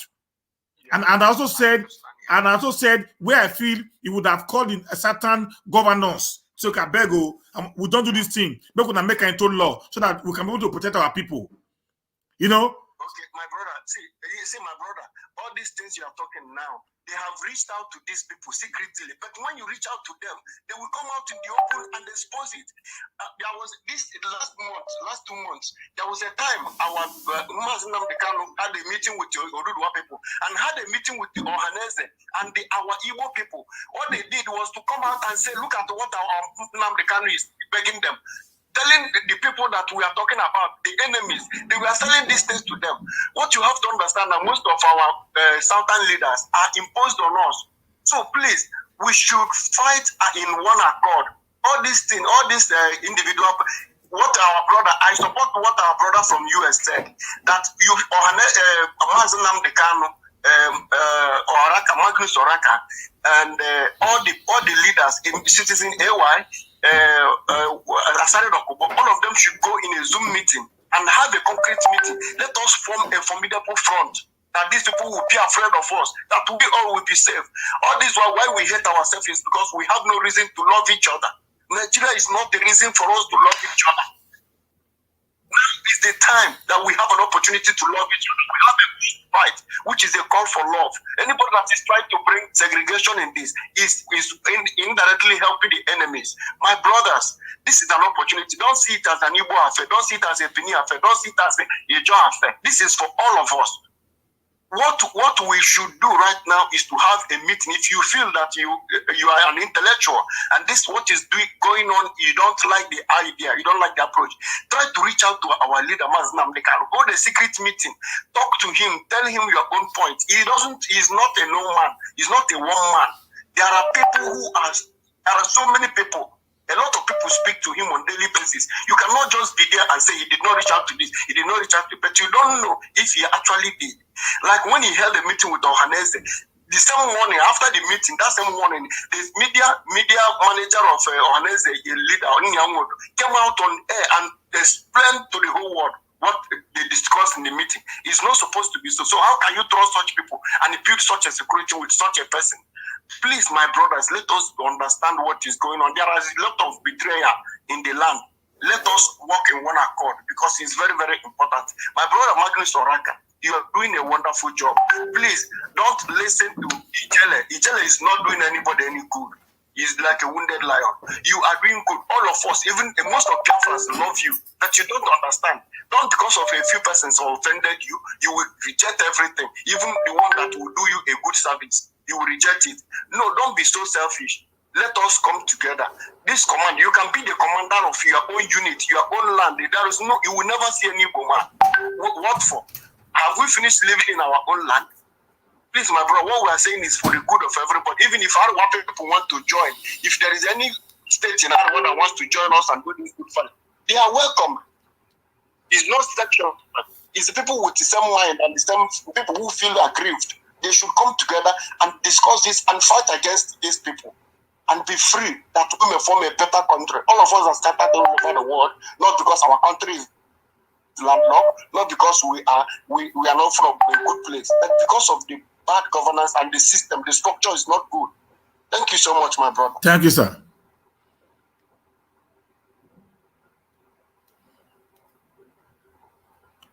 Let me see, who is this caller calling in now? Okay, let me pick this one. Yeah, hello. Hello. Good morning, sir. Yeah, good morning. Please, 3 minutes, please. 3 minutes, please, because of time. I'm not going to take you up to that Okay. minute.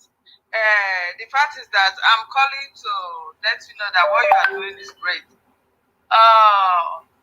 are all Sultanats. All we need is just unity.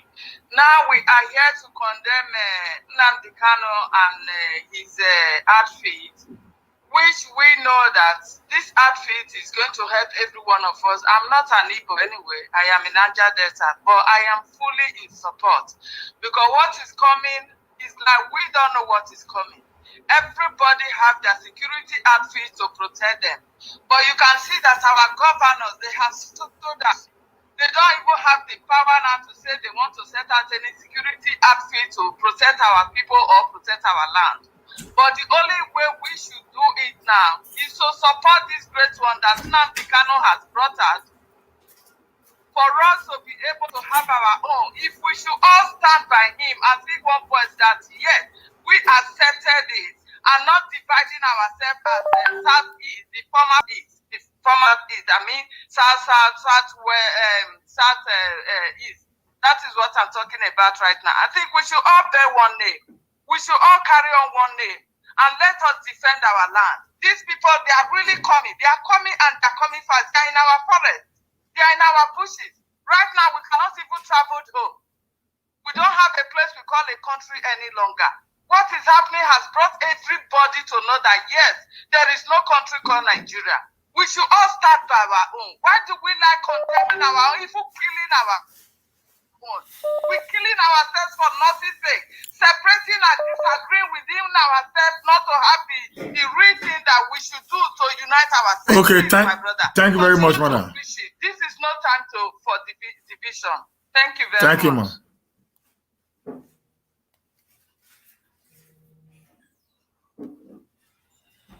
Yeah, hello. Yeah, good morning. Can you hear me? Yeah, can you reduce the device you are using to watch so that we can hear you? I off it. Okay. Go ahead, sir. Yeah, I just want to contribute just a little thing. Okay. You know, this thing that is happening now. Let me be sincere with you. What all these people are fighting is leadership. Who will be the leader of this thing? This movement started since 2011, 2012, and I have been a member of this movement since 2012 till today. If Mazen Nnamdi Kanu allow these people the way they want it, this movement will die off. Even the deputy himself, Mazen Nnamdi Kanu did not trust his deputy. All what I'm saying is true, and everybody know what I'm saying is true.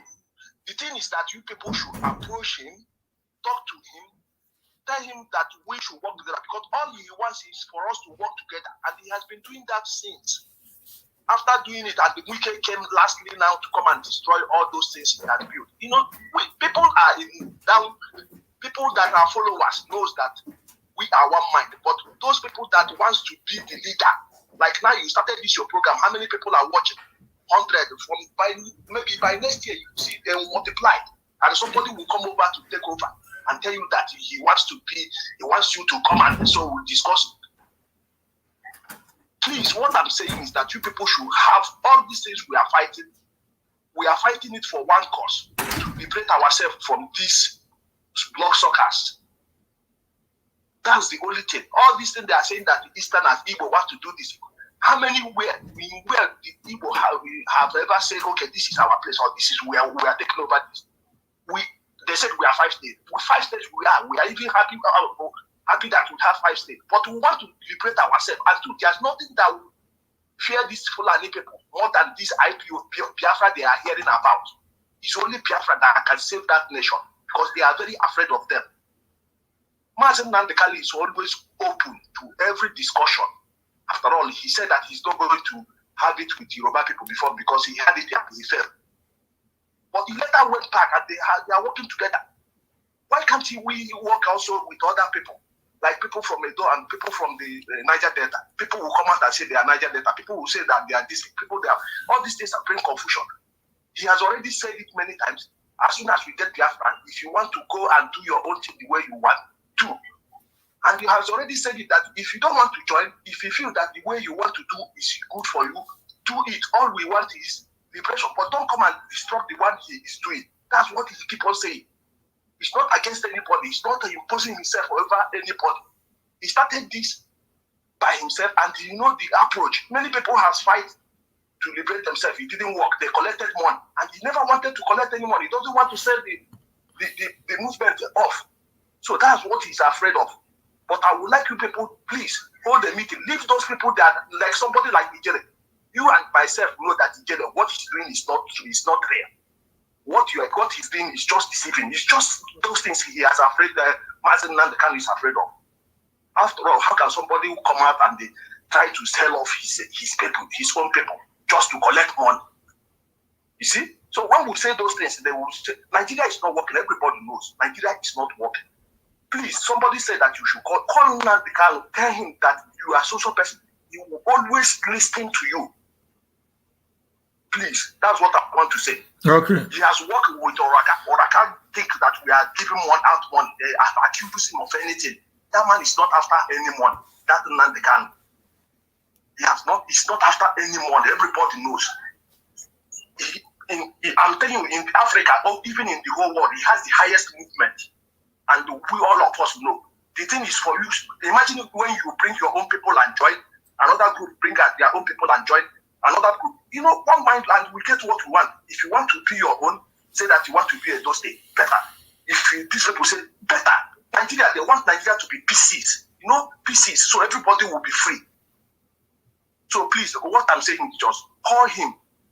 He will listen to you as far as the person comes with clear mind and nothing like maybe to come and destroy what he's trying to do. That's what I want to say. Thank you very much, my brother. Yeah. Hello? Yeah, hello. Hello, good morning, sir. Yeah, good morning.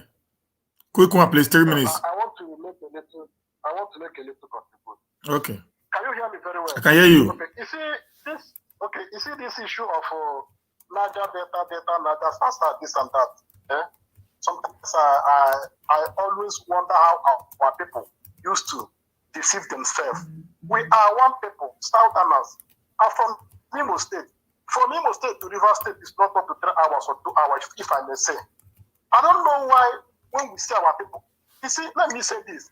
If you go to North now, if you know man and an Hausa man, you will never know the one that is called Hausa or who. They are one. These people, anything they want to do, they do it together without differentiation. This one is Hausa, this one. That is why these people are more than us. We claim to be smart. And again, sir, I want to tell you something. There was a guy, his name is Wooded Civilian. One Biniga, I don't know where he came from. This guy is trying to divide us by telling us we are people. They are Niger Delta. You know that he's not up to Niger Delta. This guy is the Ile Miss Blonde. He's not even a Ribini man. With the other girl they call Lady Joy. Please, if you have anything to, or if you have the contact of that guy, call that guy and warn him. Because whenever our leader come out and say something, the next day you see him ranting, castigating us, criticizing us.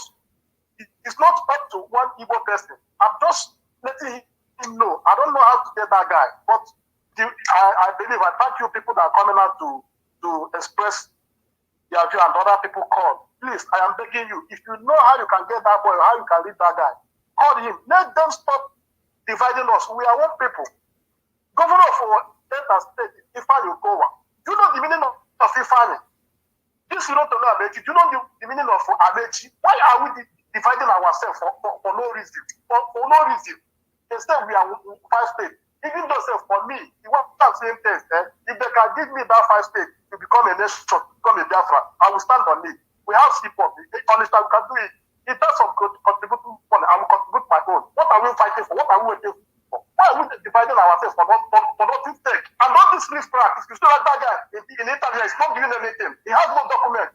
Every time this news, I have never seen any full, real, complete larger data man come out and criticize what Nnamdi is doing. Until any day I see Jonathan from Polo and the rest criticizing Nnamdi, then I will know that that guy is saying the truth. But a Benin man, a fake Benin man cannot just come here and divide us. This is their larger data. They are Middle West, if I may say. They are Middle West. They should stop dividing us. We are one people. Thank you, sir. Thank you very much. I'm gonna promise you guys I'm gonna bring Wounded Civilian to this show maybe by next week. I'm gonna get in contact with him, and Wounded Civilian is gonna be in this show. Maybe he's going to express his own side why he's engaged Nnamdi Kanu. Like me, I am for United Southern Nigeria. That is my take. So that's why in my dictionary, there is no Igbo, there is no Yoruba, there is no Benin, there is no Efik, there is no Abba, there is no Ika, there is no Ibanke, no Robo, no Shekiri, no Ijo. Nothing. What I have is Southern Nigeria. We are one, we are the same, we are family. That is my stand. So that's why I'm a bit different from everybody else, but my own is we can unite together for a common cause and get what we want.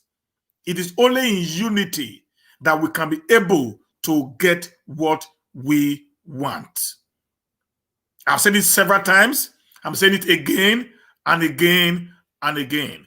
Please, if you have Nnamdi Kanu's number, please, somebody can send me Nnamdi Kanu's number through my DM in Nnamdi Kanu's number. I will call him. I have Wounded Civilian's number. You know, I have his number. He's a friend. We are friends on Facebook. So I'm going to write him. I'm going to bring him to the show one of these days. That is sure.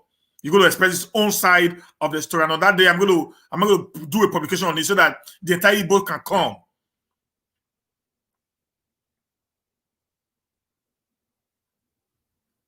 Right, the entire Igbo can come. Let's listen together. Maybe from there, we can be able to get why he is engaged Nnamdi. Then we can be able to merge the gaps. What I'm doing is merging the gaps. Creating that awareness to be able to merge whatsoever gaps that is being created as a result of whatsoever issues that we have, you know, along the line. With that, we can be able to now create a formidable force as a people. And the first thing I want to also say before I go is this: let us try to respect one another culture. Because one of the greatest problems we are having today in the South is because the Southerners are so very much adored to their cultures. They are so very more adored to their culture.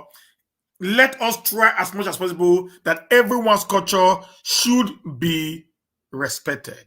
If that is done, we have won 70% of.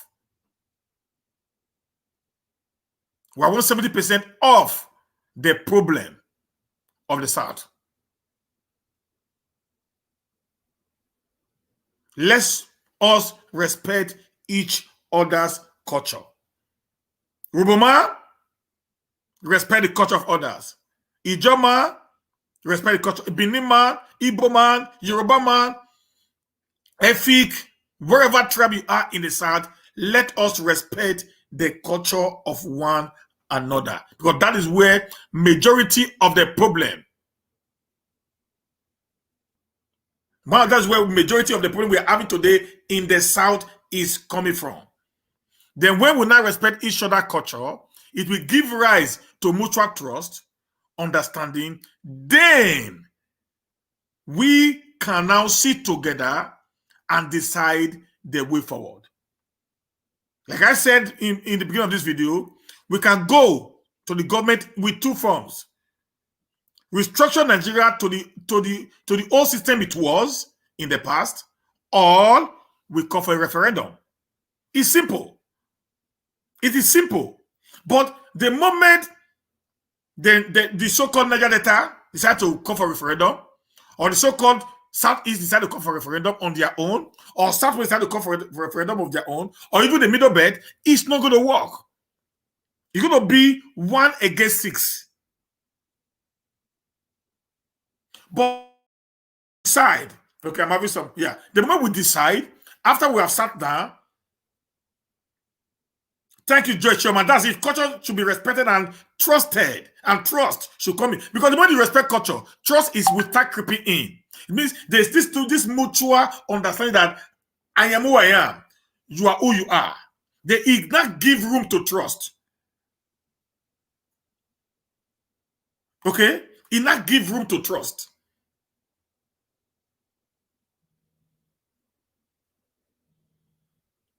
You get what I'm saying now?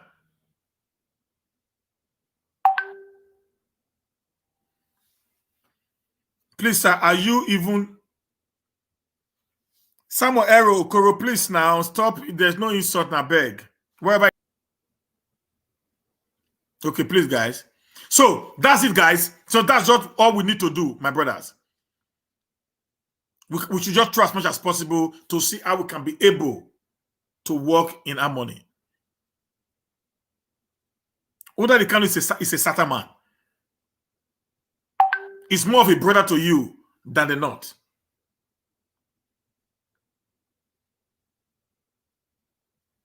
Like I wrote this guy, this grandson, when he was fighting against the Igbos during the NSAS, when he was calling for the Igbos to be massacred. I wrote him, I said, guy, come, listen. That is not workable. The Igbos has done nothing. Okay? So the Igbos have done nothing. Let us unite together. Whatever that happened there, we are brothers, we can always settle it. Brothers do fight. That is my belief. Mistakes do happen. Hello? Hello? Yeah, my brother. Hello, sir. Hello. Good afternoon, sir. Yeah, well done. Please, I just want to contribute small thing. Okay, no worries, sir. I heard you talking about restructuring this and that. Let's come together and this and that. But I just want to remind you from the beginning. Do you remember when Ohanes Ndigo, when they started talking about this restructuring, even this man you call AMCO or whatever from Yoruba land, you can remember when all of them come together because of this same restructuring. After they come together, what happened? The northern people never allowed that to happen. Right now, they rejected it. So I don't know the people again you are talking about for us to go and consult. Which people again do you expect others to go and consult? Are we going to consult people in government who is benefiting from our suffering? I don't know the people again you want us to consult. So that is the only thing that makes me confused. Mazin and the council started from the beginning and say, okay, if you people say that you people want restructuring, go and get the restructuring, and then I will drop Biafra. But there was no way you can be telling me to start agitating for Biafra, that you are going to bring restructuring. Till now, nobody has seen restructuring, and you want him to drop this agitating for Biafra. So it's just like let me say everything you are saying here is very, very okay and sweet and good. But the one mistake you keep on making is consulting people. Maybe consulting people in government that we want restructuring or we divide the country. There was no way that one can work. They know that we are in for restructuring. They know that we are asking for restructuring or let's divide the country. They know about all these things they are talking about. But the problem is they don't want to divide. They don't want the restructuring. They want Nigeria to keep remaining like that. And when you go to the government and all those governors, they are working together. It's just like somebody coming to your shop and says, close your shop because you want to own another shop in one way or the other. We will allow it. If the next governor that we came, we will never allow it. So, Mazi Nnamdi Kanu, I think that man is doing the best thing he's supposed to do. According to you, you say you are not against whatever Mazi Nnamdi Kanu is doing, but you want everybody to come together and unite. But now go back to the Mazi Nnamdi Kanu. The first video Mazi Nnamdi Kanu was there, Urobo was there, many people was there. Okay, let me just ask another question now.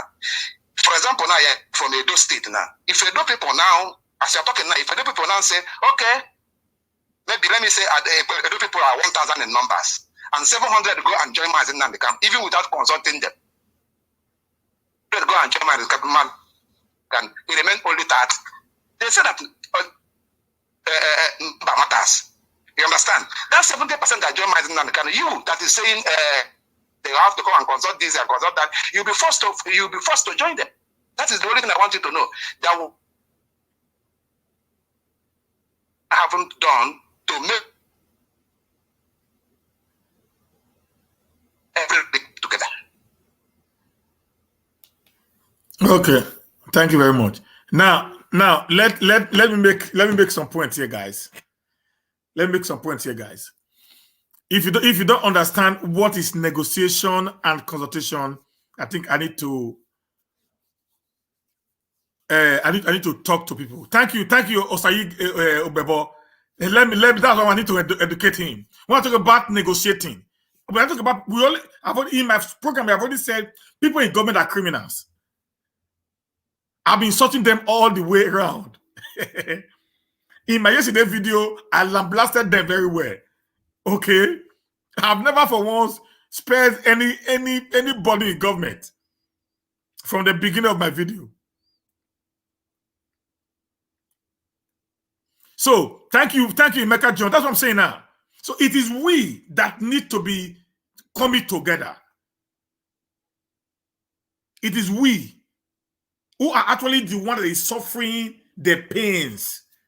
We're talking about, listen, guys, we're talking about that we are suffering in the South. People like David Umaya, Ebonyi governor, is only still suffering. Uzo, the Supreme Court governor, is only still suffering. Where's the name of this man? The Anambra governor, he's not still suffering. No. The Bayelsa governor, no suffering. Rivers State governor, no suffering. Delta State governor, none of them, they see suffering. None of these people, they see suffering. These people, they talk, so now we, they suffer. Not be them.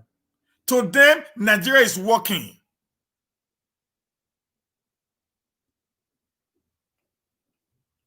To them, Nigeria is working because it is benefiting them. It is us that we see that Nigeria is not working because we are the one that is actually getting the pains of the problem of Nigeria. So when I'm talking about negotiation, I'm talking about negotiating with us. We almost sit together. How do we want this thing to go?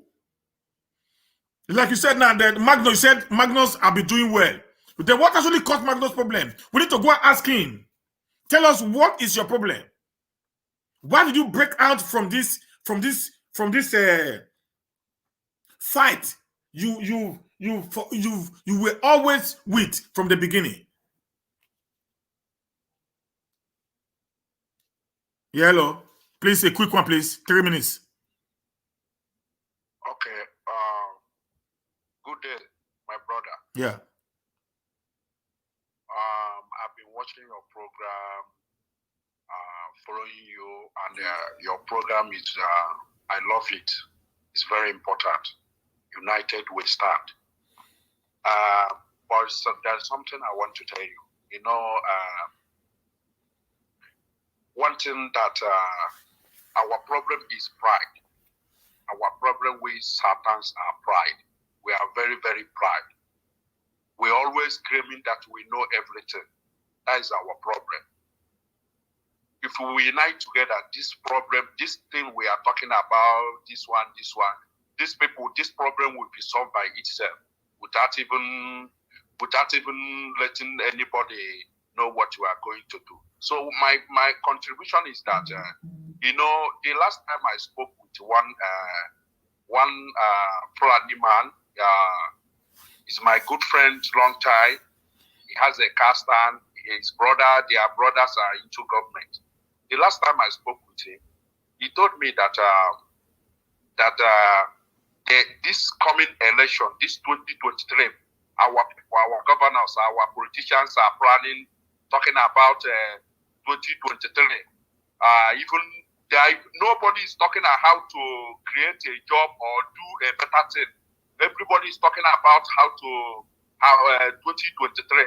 The last time I spoke with the Alhaji, do you know what he told me? He said that this 2023 is for them. Do you understand me? Can you hear me? Yeah. He said this 2023 is for them. They said they have planned everything. After 2023, then if the southeast or southwest can take over, they can take over. But this 2023 is for them. 2023 is for them. They said that. I told him that. What about APC? You know that APC is not. Nobody is going to vote for them again. They said they own APC. They own PDP. If the APC is not working again, people think that they will not vote to APC. They will migrate to a PDP. If the people think that PDP is not, they will migrate to APC. He said that this thing, 2023 is for them. So our people are praying politics. They're thinking about they will give the 2023 presidency. They are joking. He said that. He said one thing again. He said that 2023 is for them, and nobody is taking them. Nobody is taking away 2023 from them.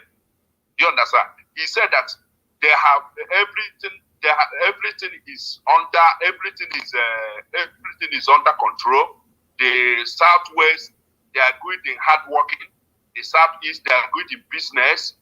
They are the people that hold the government, and they rule very well. So everybody's benefiting. So they don't see all these things they are doing as they are feeling the way Nigeria is now. They feel that Nigeria is their London. They are not even thinking about this thing. They don't have like the way Nigeria is good for them, and this is what they want. So this my contribution is that for we to be doing all these things, dividing ourselves, this one we say this one we say we have to come together. Let's talk about how to restructure Nigeria or referendum. That's all. Let's forget about this.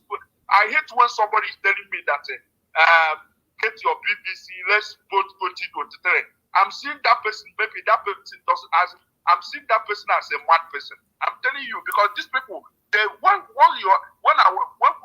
we are saying about this, get your BBC, do this one, go to Interpol, they are laughing at us.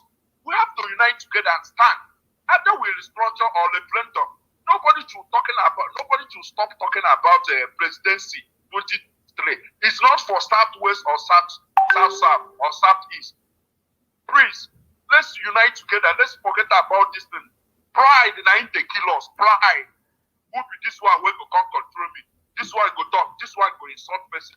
This one go talk. This one go insult person. My dear, like what you said, he said that every culture should be respected and trust. This is what I stand for. I'm telling you, I'm an Igbo man. I don't like the way we are dividing ourselves.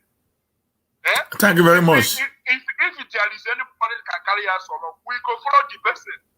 We are tired of being all this nonsense. Nobody now go to the east now. I know thousands of people, they don't want to travel for December because of our land is not safe. You cannot even go alone on your own. Thank you, my brother. Thank you. I need to take another caller now. Thank you very much. Okay, no problem. Yes, hello, caller. Please, 3 minutes, please. Good morning. Yeah, good morning. Yeah, I'm calling from Holland. Okay, ma, go ahead. In fact, I came to I was moving through my my Facebook. I saw you. Was it not yesterday or day before? Yesterday, I think yesterday when you were complimenting about the Eastern security, whatever. So I said, okay, let me listen to what you were saying, people were doing. So I was so happy that your program is for us to be united. In fact, I am so grateful for what you are doing. I am so happy. I am so grateful. Continue what you are doing. Don't allow anything. Don't take any tribe more better than others. We are all one. You know, one thing you have to understand is this. If they cannot divide us, you know they have failed. If they cannot no longer divide us again, in the sense that you cannot see yourself as an Edo man, you cannot see yourself as an Igbo man, you cannot see yourself as a Yoruba or whatsoever, but you see yourself as Easterner, or because it was before Easterner or Southerners, whatever we can call ourselves. So one thing I want to encourage you is this: continue what you are doing, and I want to clear one impression.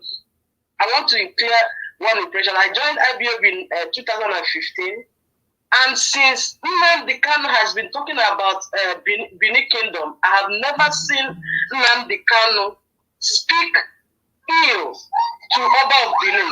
He said he gave him respect. He said he's the palace that he respected more.